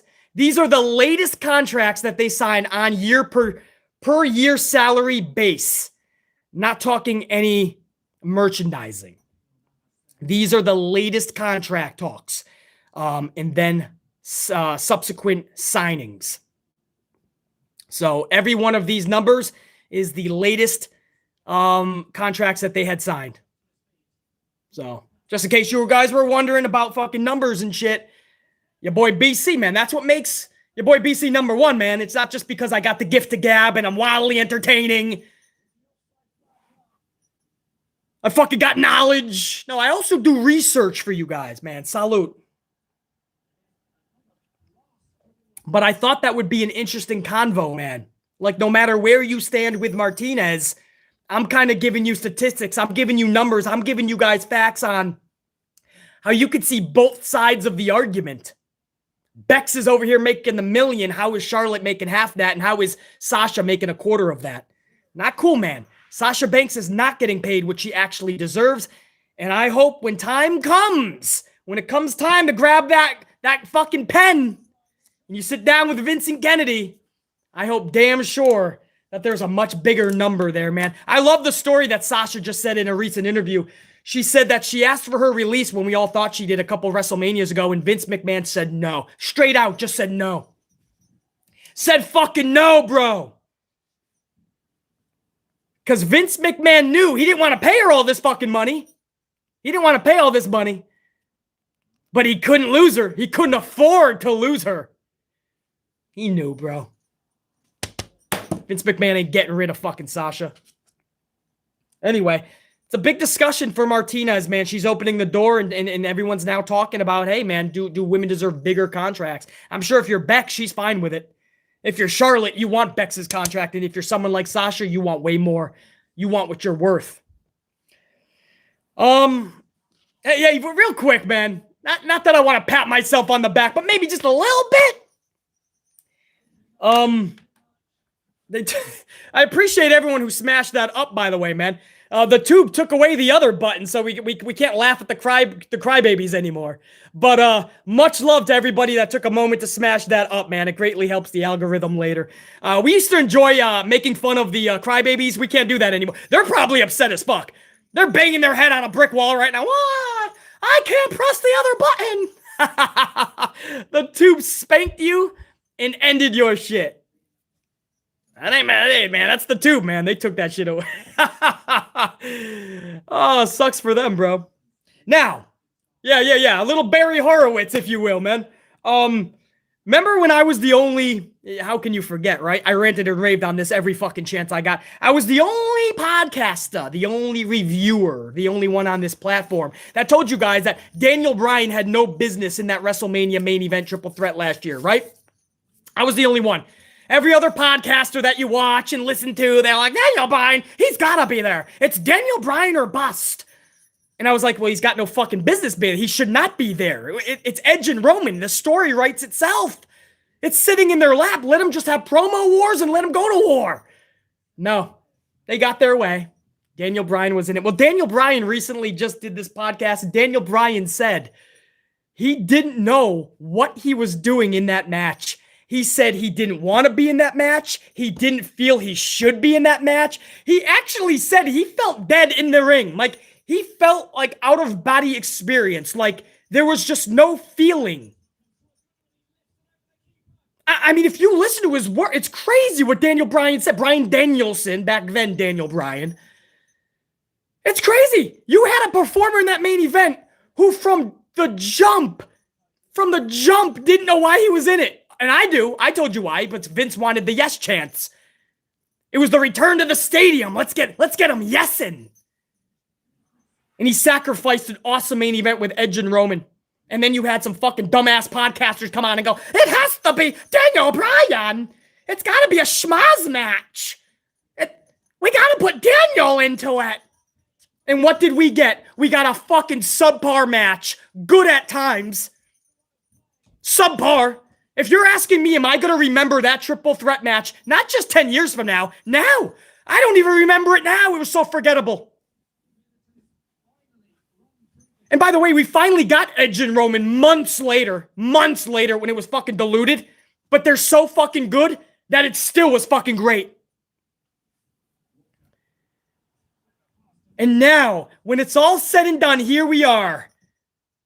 Months and months later, and the truth comes out from the talent himself. He didn't know why he was there, didn't feel he should be there. He had no feeling when he was sitting there. His exact words, he felt like he was dead in the ring. He felt bad. It was a weird position for him to be in. Who said all of that? That was your boy BC, wasn't it? It's not even about a pat on the back, bro. It's about people fucking listening about for what is right. If you just use common sense and logic, why the fuck would Daniel Bryan have to or need to be in this match? No reason. He didn't win the Rumble. Deal with it. All of a sudden, he whined a little bit on one SmackDown, and the next show, he was part of the match. Or he beat somebody to beat... It was... Why would you do that to a main event that was Edge and fucking Roman? The end result was Edge getting stacked anyway. Told you guys. I told you guys that would just dilute it. And our WrestleMania main event was a fucking triple threat schmaz with a dude who felt dead in the ring. Something was wrong in the ring. He just didn't feel it. He didn't feel he should even be there. Oh, but the fans knew better, right? Yes you do, Daniel. Yes you do, because we said so. No. BC was the only one who stood behind Daniel Bryan, and a shitload of my AMP unit was behind BC as well. With that way of thinking, how do you fuck up Edge and Roman at WrestleMania? How do you fuck that up? Why would you taint the waters and add a third person in there? That doesn't make sense. As much as we love Daniel Bryan, it literally didn't make sense. And now we find out that the talent himself said he didn't belong there. There was no reason for him to be there. Salute to Bryan Danielson for being that honest. Salute to all my AMP unit that knew from day one that everything BC was saying was the fucking truth.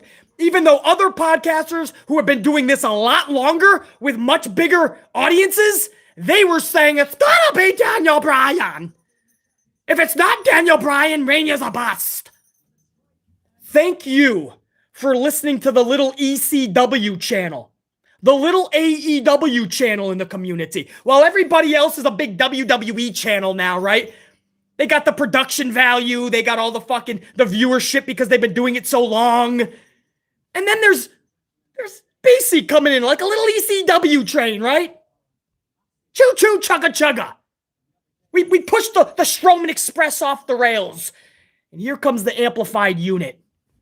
Thank you to all of you that understood from the beginning that this was wrong. It wasn't about what we liked and didn't like, right? That was a big thing. BC, we have to respect each other's opinions. No, we can do the opinion thing. I hate opinions personally. They're like assholes. Everybody's got one and they're usually full of shit. That's what opinions are. On this channel, I like to talk in facts. But I can do opinion, right? If you like the match or you didn't like the match, that's an opinion. What's right and wrong, that's not an opinion. Right is Edge versus Roman Mania main event. Wrong is muddying the waters with a third person who knows, who admits they had no business being there. That's wrong. Daniel Bryan said it was wrong. BC said it was wrong from day one. Most of my unit knew it was wrong. And now, every other damn podcaster and everybody that made way for Bryan to be in that match, who voiced out and complained and bitched that it had to be Daniel Bryan in the main event, now all of them now know how wrong they truly were.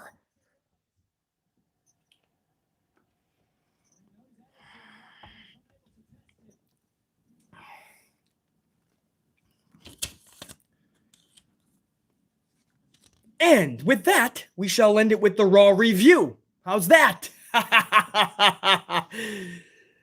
Edge is returning tonight. Speaking of, man, he is promoted to appear tonight live on his return to Raw. If you're wondering what he's doing, it's kind of funny because he sent out a little poll on his social. He's asking everyone who we think he should be feuding with next. What's his next jump, his next step, his next storyline? So, who am I to deprive Seth Rollins? Could be Seth again, who knows with this company. Who am I to deprive his wishes, man? Amp Unit, what do you want to see Edge do tonight when he comes back?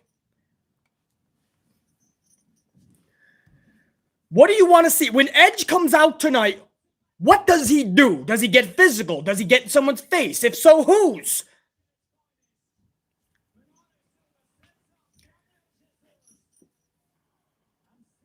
JR9, Edge Theory, man, would be fun. Now, do you give Theory a major victory? Or do you make sure that Theory stays in his lane with the veteran Edge? Because it's JR9, then you gotta book that shit, bro. That's a dangerous one to book. Neither can lose. Edge just got back, and Theory can't lose another one, can he? He's been booked strongly. He just lost to Big E last week.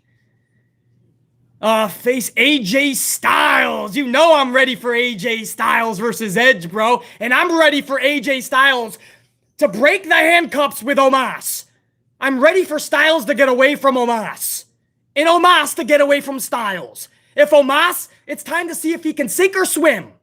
If he can swim, no problem. If he sinks, there's no more AJ Styles can do for this guy. A lot of you guys are saying Styles, man. I love that, bro. Do we jumpstart that now for Mania, or do we wait for maybe Rumble? I don't know. Finn Balor. So you would have...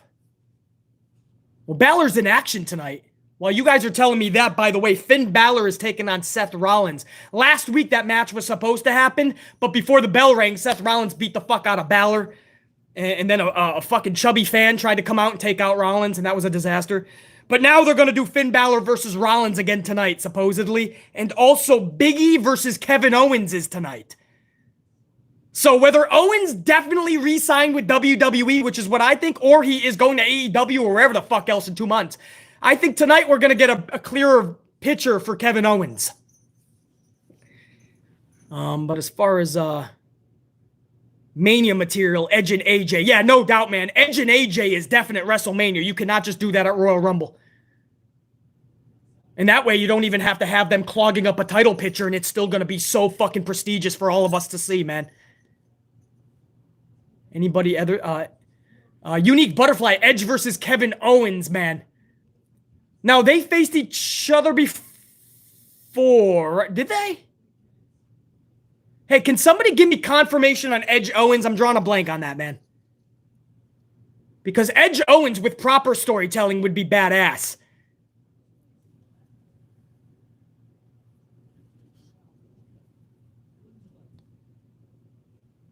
But otherwise, Edge Balor, if you're doing a face-off, or Edge turns heel. Could you imagine Edge turning heel, man?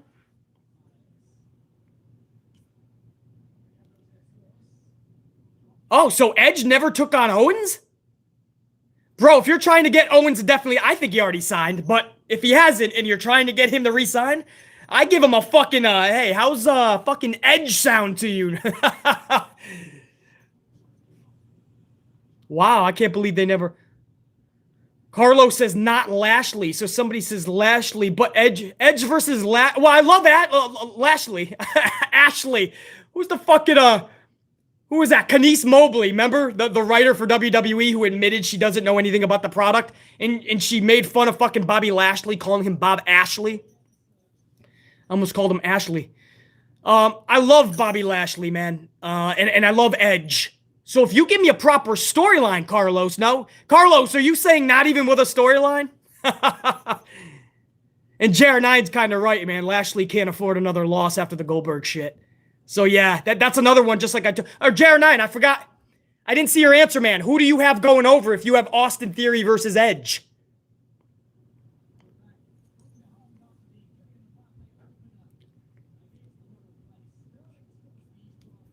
Yeah, Kenise Mobley, dude. She's like, she went on a national podcast and said she doesn't know about the product. She literally said, I don't know how I got the job.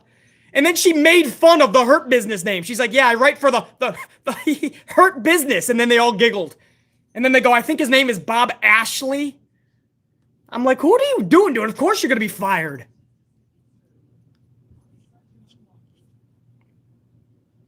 Edge wins, but Theory... Oh, hold on. Oh, it's going fast. Hold on. Edge wins, but Theory goes over 20 minutes with him to make him look strong. Hey, man, that could work.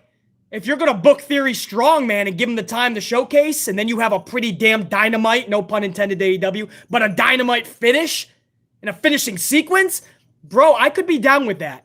That is one of those matches, Jer9, you know, man, that is one of those matches where you do have to protect the guy that loses. I hate doing that all the time, but this company always puts themselves in a pickle where they have to protect. And for some reason, Vince thinks that protecting means fruit roll-ups. If they get fruit roll-up, then they're protected because it came out of nowhere like an RKO. No, an RKO is a finisher. A fruit roll-up is a corny piece of shit that somebody pulls out of their ass and performs. I hate the fruit roll-up in case you couldn't tell. So a lot of good fucking Edge versus Riddle. Somebody just said too. Roger said Edge Riddle. I mean, that could be fun when you break away Randy Orton and Riddle finally. And we can be done with the RK Bro shit and let Randy Orton be that fucking main eventer he should have been. And Matt Riddle maybe one day becoming a main eventer. You'll never know. I'd be okay with RK Bro if I saw like some continuation, something like evolving. It's just them and AJ Styles and Omos. It seems every week. Fucking weird, man. Anyway, and I told you guys, Balor Rollins is tonight and Big E versus Kevin Owens as well. So that's later on tonight for Raw. So that's your that's pretty much your Raw preview. It's pretty much revolving around Edge. So it's going to be interesting to see if he just comes back, drops a promo and says, whoever I decide to take on next, just be ready. Or is he going to come back with somebody in mind? It's kind of funny that he was asking on his social, he was polling what we wanted to see. It sounds like booking doesn't have anything for him yet. So does this guy just come back and fucking just say some words? Bro, you better have something, man. This is a 3-hour television show. This is one of your main superstars. Don't just come out to fucking put people to sleep. At least Edge, Adam Copeland, he can fucking go on the mic. He can intrigue you by his words alone. But let's have those words matter, mean something. We're asking for the bare minimum, man.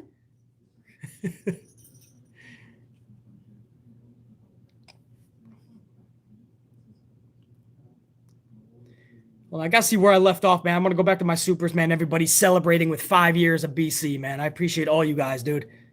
I left off with Easy does it with a fitty banger, bro. At the best possible time on Celebration Monday night, man. 5 years of the channel in existence. 5 years that we've been bringing videos at you guys, man. And Easy does it hits us with a 50 banger. Says, by the way, happy 5-year anniversary. I first saw you on the 2018, and I thought you were just complaining to complain. But I'm from New York, and let's just say real recognize real. I haven't listened to every review of yours since then, but keep up the great content. Oh, I have listened to every review of yours since then. My bad. I have listened to every review since then. Keep up the great content. Easy does it, man. I love that line, man. When I first started watching you, I thought you were complaining just to complain. But real recognizes real. I love that, man. A lot of people feel that way, man. They're just like, oh no, another one in the community that yells. I've seen so many like that, man. Where's that guy with the pool table behind them? There's Brucey Blitz. Nah, bro. Much respect to all of them, by the way. No shade, but you've never seen an Amplified, man. Easy does it, bro. I'm glad you gave me another chance to show that everything I'm saying, whether I'm yelling or staying calm, every word I say is just truth, bro. And, bro, Easy does it. I ain't even got to say it, man. My unit's showing you all those fire emojis, bro. That's straight back to you, Easy does it. Thank you, guys. I didn't even have to say that shit. All those fire emojis, man, that's to my boy Easy does it for dropping a 50 banger. Those are the fucking bubbly, all those bubbly beverages, man. A little bit of the bubbly. Easy Does It is fucking sending around to my amp unit. And for coffees later on as well, man. Right now, we're just doing the bubs. Christopher Blackshear, man, NJPW, man, that's, it's still coming. Yo, Easy Does It. That's all for you, bruh. I hope you're still up in here, man, catching all that. I appreciate that 50 banger. I really do, man. Much love and respect. More than just the Superman, the fact that you guys show this type of respect after 5 fucking years of doing this and yelling and screaming and ranting and fucking hopefully entertaining you guys. Woo! To know that you guys really do appreciate it, man. That means so much, dude. Easy Does It is still in here. He says, y'all are the best. You are Easy Does It. I appreciate that big time, bro. A 50 banger. Also, Notorious Nikki Smith sent in another $4.99. No words, just showing the love on Celebration Monday. 5 years of the channel. Notorious Nikki Smith. Appreciate it. Salute. BC's Blue Marker, 2-Spot Warrior, and Papa Shango is the one that I enjoyed. BC's Blue Marker is talking about some of the old-time feuds that we were talking about earlier.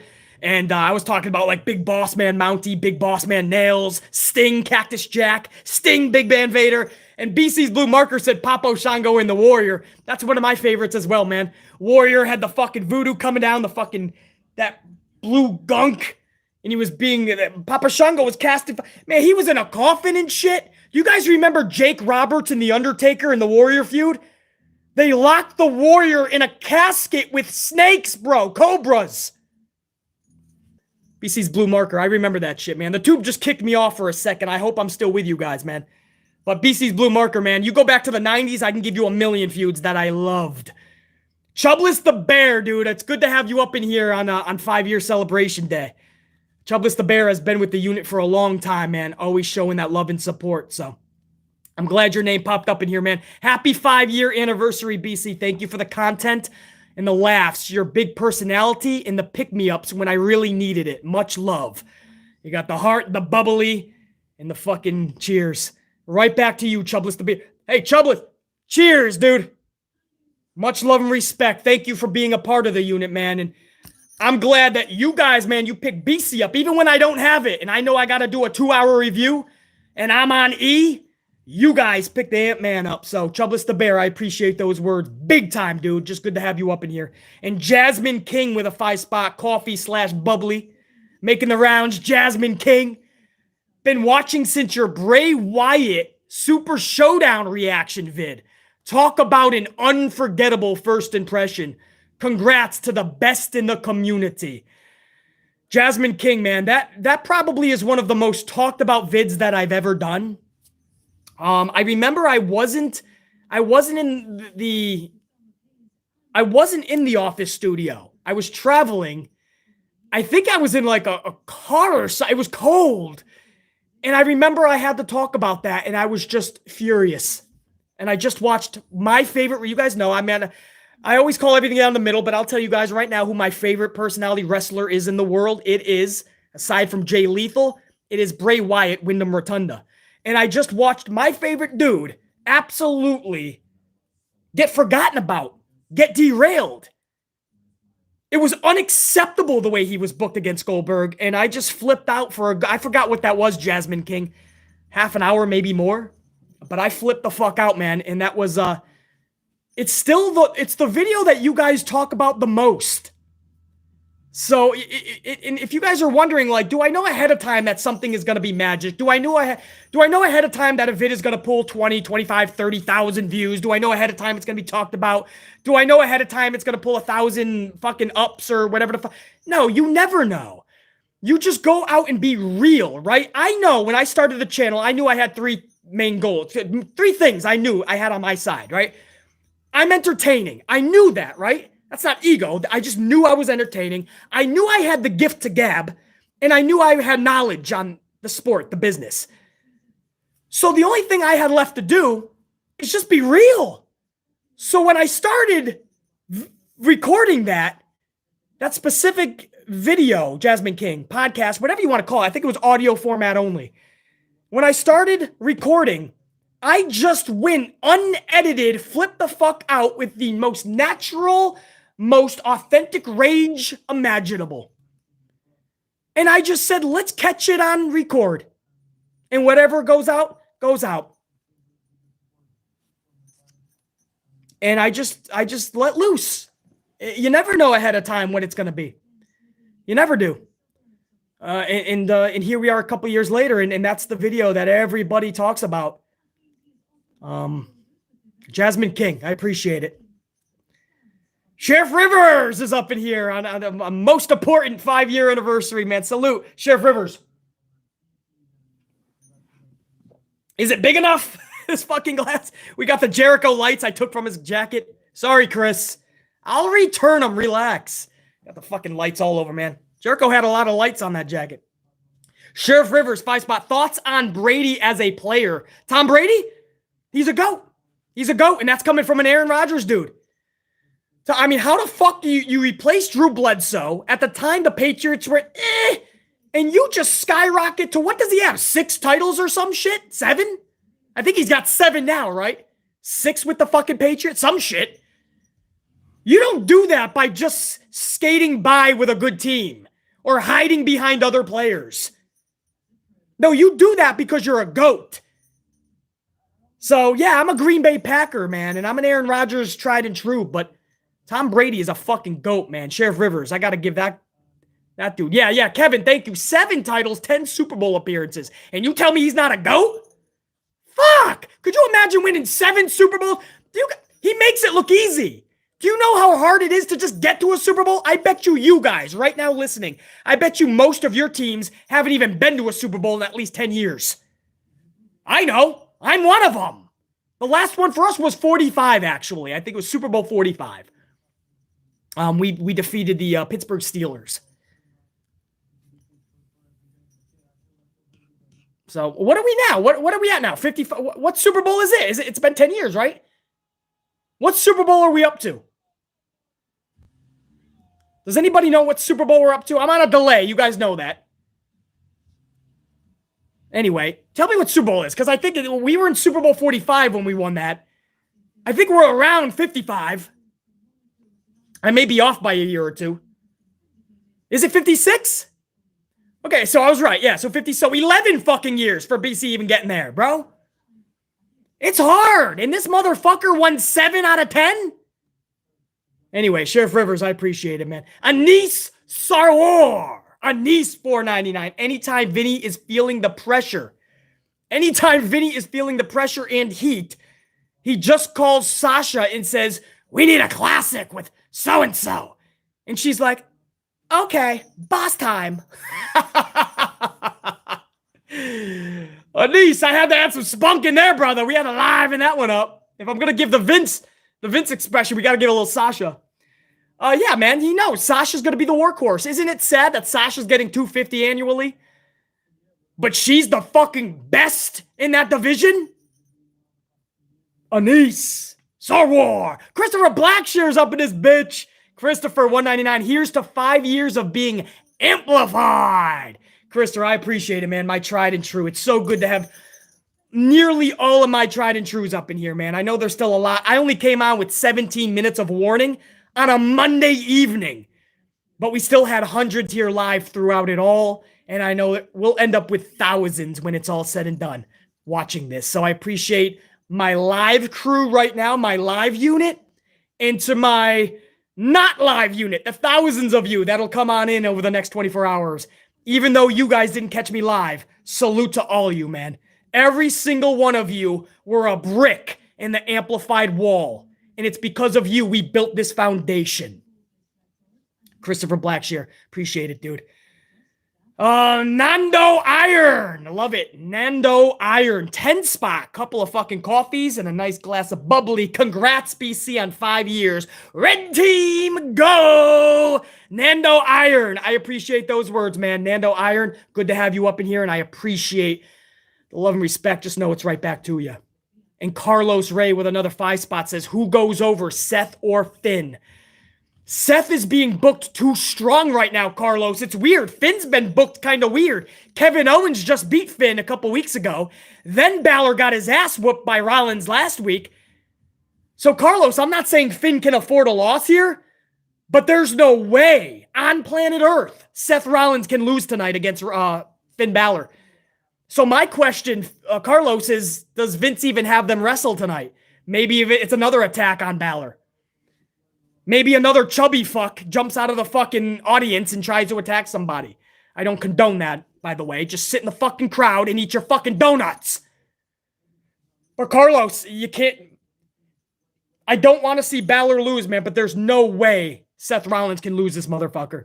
Carlos, much love, dude. You know that. Patrick Williams with a 5 spot. BC, you are the truth, bro. Period. Patrick Williams, I appreciate that, man. I really, that means a lot. That may be so fucking simple in words. BC, you are the truth, bro. I know this. But to hear that from my unit, bro, that means the world, bro. Patrick Williams, I appreciate that, dude. I'm just glad you're up in here. The words you speak, man, that's a bonus for BC. Jonathan Masters with a 5 spot. Jonathan Masters says, watch the old bastard. We'll do rated RK bro so everyone can giggle and laugh at Edge 2. I'm not giving the company any sympathy because of the last 2 years. Jonathan Masters, me neither, bro. The mulligans are gone. So I completely agree with Jonathan Masters. And bro, he would do a segment with RK, bro, and Edge. He would do something like that. So we laugh about it, or Vince hopes we laugh about it, but it's something he would do, and it's something that when it's time for our review tomorrow, it's something I would rip apart in a scathing review because it would be justified. Edge has no business anywhere near them. Start something epic with Edge tonight. They better have a plan. Jonathan Masters, that's a long-winded answer. Much love and respect, and I completely agree. Kevin Langoff, bro, the MVP, up there with Easy Does. Kevin Langoff with another 10 spot says, writers who do not know the wrestlers remind me. As a software engineer, I need to know what the business processes are. We try to code without that knowledge is bad booking. Oh, me trying to code without that knowledge is bad booking. So Kevin, what Kevin is saying is what I fucking do, software engineer, processing shit, I have to have the knowledge. Me not knowing that, it's bad. So Kevin is saying if you're going to be a WWE writer or pro wrestler writer, the bare minimum is to know the talent's names. That's the bare minimum. Know their names. Anyway, I always get irritated with that. I'm going to stay calm with that. Kevin, absolutely correct. Sorry. Every time I think of that, I get irritated. Kenise Mobley was her name, man. And much love to her. I can't even throw shade at her. Who wouldn't take a fucking big contract? She's in New York. She's a comedian, but there wasn't a lot of gigs, so she took this big paying job. Her mistake is she actually went live on a podcast and said, I don't know how I got this job. I don't know anyone's name, and I don't know what the fuck I'm doing. Let's disrespect to Bobby Lashley, who you're making fun of because he's in the Hurt Business, giggle, giggle, and calling him Bob Ashley. It's disrespectful, bro. So yeah, that irritates me every time I even fucking think about that. But Kevin, I appreciate that, bro. Easy does it, another Tuesday. Easy does it, bro. Gonna watch Raw with a big cup of coffee. Exclamation point, exclamation point. Me too, bro. We're gonna end off the bubbly with my unit. I'm gonna get a fucking nice, I don't have time for a hot coffee. I'm gonna do the iced coffees. Afterwards, I'll get up a nice hot coffee. And don't worry, guys. In just a few minutes, I'll be doing my notes for you guys, man. We're gonna have a scathing review. It might be audio only. I don't think I'm gonna be able to do a live stream. I don't even think I'll be in the fucking office studio. But we'll see. I will have something. Easy does it, man. You're going to need the coffee for this show, bro. Thank you for all the love and support today. Easy does it. Jay, $4.99. Good to see Jay up in here, bro. Right at the tail end, Jay, $4.99. Thank you, BC, for 5 years of entertainment that WWE has failed to do. And by the way, would you want to see Walter take the title off of Roman? Absolutely not. Jay, I appreciate it, man. No. Walter? I'm okay with Walter's looking like a beast, by the way, because he is a beast. I'm okay with him, like, becoming dominant, right? Build that motherfucker up. All of this Roman was for Walter to take it? No! I got a million creative ideas for Walter. Walter taking the title from Roman is not one of them. Motherfuck. I would take little Johnny Gargano before Walter, bro. Fuck no. And I like Walter. And like I said, I got a million things for Walter to do, man. I want him destroying motherfuckers. No. No, that'll do not. Oh my God, Vince would ruin. Are you kidding me? You think that's going to help Walter? Nah, stay away from that title. I've seen that title ruin some people. Walter would be one of those people. Trust me. I'm okay if you want to do like a Daniel Bryan WrestleMania 30 type situation with somebody like Johnny Gargano, as long as it doesn't lose in a fruit roll-up. Johnny Gargano is what you guys don't even realize how good Johnny wrestling is, because lately he hasn't been given that opportunity. Johnny Gargano is one of the best wrestlers in the world. If you call this dude up, if he does re-sign with the company, give him the world, because John Gargano deserves the world. Him and Roman would put out bangers, bro. And he'd be less easily to sabotage by McMahon than Walter. Walter, it doesn't matter he's got more talent or whatever than another big man. Oh, he's better than Braun or whatever you want to say about Walter. Vince McMahon looks at those dudes one-dimensional. Trust me, I've seen it with Mace. I've seen it with T-Bar. I've seen it with Braun Strowman. I've seen it with Big Show. I've seen it with Kane. And I will see it with Walter. You guys don't have to like what I'm saying, right? Oh, no, basically, I think Walter would be good. I'm thinking long-term. Vince will crush this guy. Crush like a cockroach. I don't want to see Walter thrown to the wayside. Keep him away from the title, man, for the foreseeable future. Keep him away from the title for the foreseeable future. You will ruin Walter if you want him to beat Roman Reigns. You will ruin him. I don't care if that's popular or not.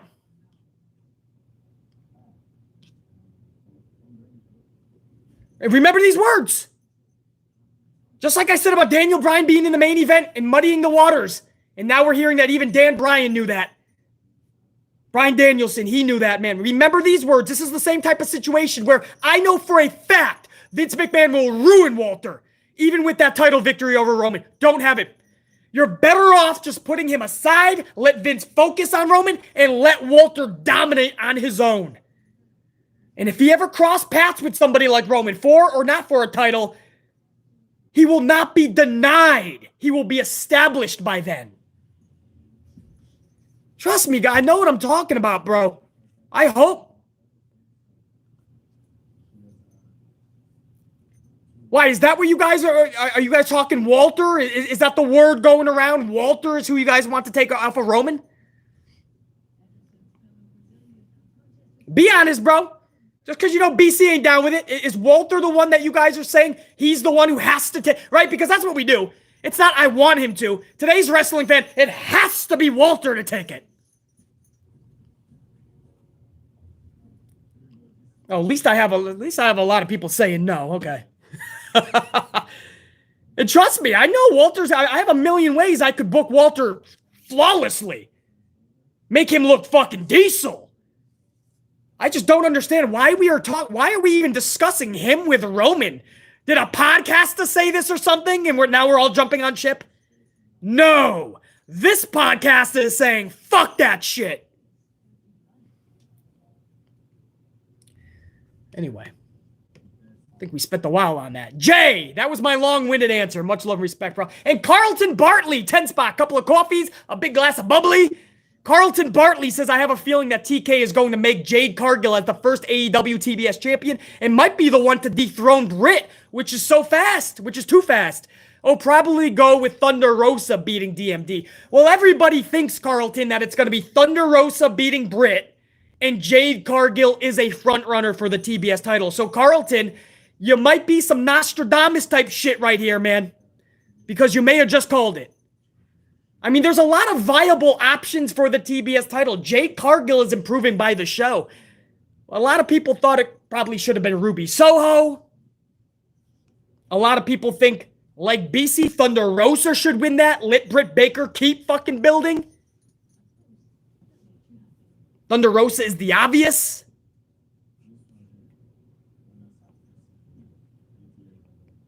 You can't always go obvious, right? I mean, we just saw Hangman Page defeated Omega. Well, AEW diehards will tell you that had to happen, right? The 2-year story, which most of that 2 years was just keeping them away from one another. It's not really a story. Long-term booking, people. But, okay, I'm down with that. That needed to happen, right? Everybody knew that was going to happen. It doesn't always have to be the case. Thunder Rosa doesn't have to beat Britt. What if Thunder Rosa won this tournament and became the TBS champ? BC would be happy for her. And let Britt keep fucking building. Now, who do you have for Britt going forward? There's a plethora out there. I always say Tony Khan hired too much talent, but not the women. He could have Ember Moon. He's got Frankie Monet out there. He's got fucking Scarlett Bordeaux if he wants her. He's got Mia Yim. He's got options, man. That women's division could be diesel. A lot of good matches for Britt Baker. But Carlton Bartley, there's no wrong, no matter who you have interchanging, man.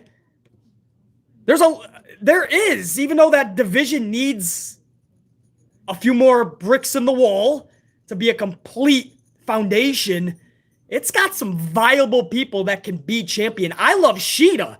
I think Shida's due for another championship. There's some people that say, nah, Shida wasn't a great champion.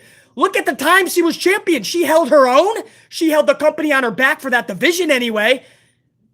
She held not only her own weight, but she held that division afloat at a time where it needed it the most. Shida kicked ass, bro. So I will always stand behind Shida. Anyway. Yeah, Colton Bartley, that definitely could be, bro. At the tail end, by the way, man. Eddie, 279. Happy 5 years, BC. About to hit the shower listening to you right now, Eddie. Appreciate it, man. Maybe you just got back from work, man. You got about a 4-minute shower before Raw's on. So thank you for tuning in, man. Thank you for the love and support. I would turn BC off, hit the shower. You got about 4 minutes, and then you got fucking Raw. It's probably going to start with Edge, I'm guessing. Eddie, I appreciate it, dude. Joseph King, 5 spot. How familiar are you with Switchblade Jay White in New Japan? He's my favorite wrestler. I think that guy is awesome. I'd love to see him in AEW. Pretty decent with his work. I know that we've already started to fantasy book him with AEW. So people are already putting him in AEW. But the problem is, obviously, man, you don't need me to tell you he's a good wrestler. My problem is, you say, I think that guy is awesome. I'd love to see him in AEW. Joseph King, where do you put him? Forget other people putting, where do you put Switchblade in? Where do you put him?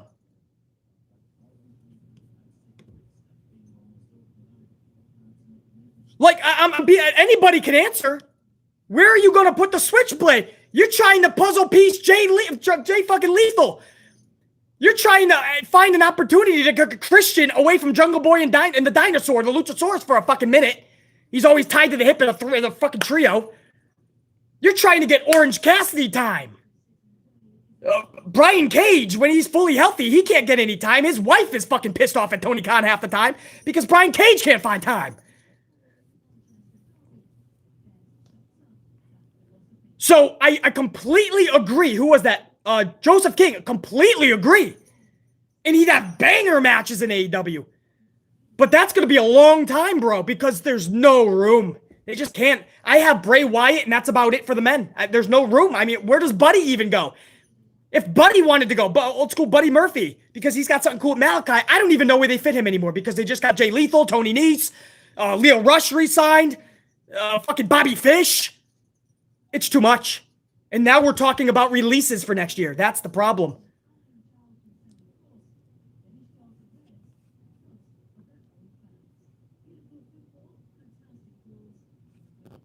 But nobody has it. Yeah, that's what I mean. I don't know where you would start him with. Of course he'd have bangers, but he'd be lost in the shuffle right now.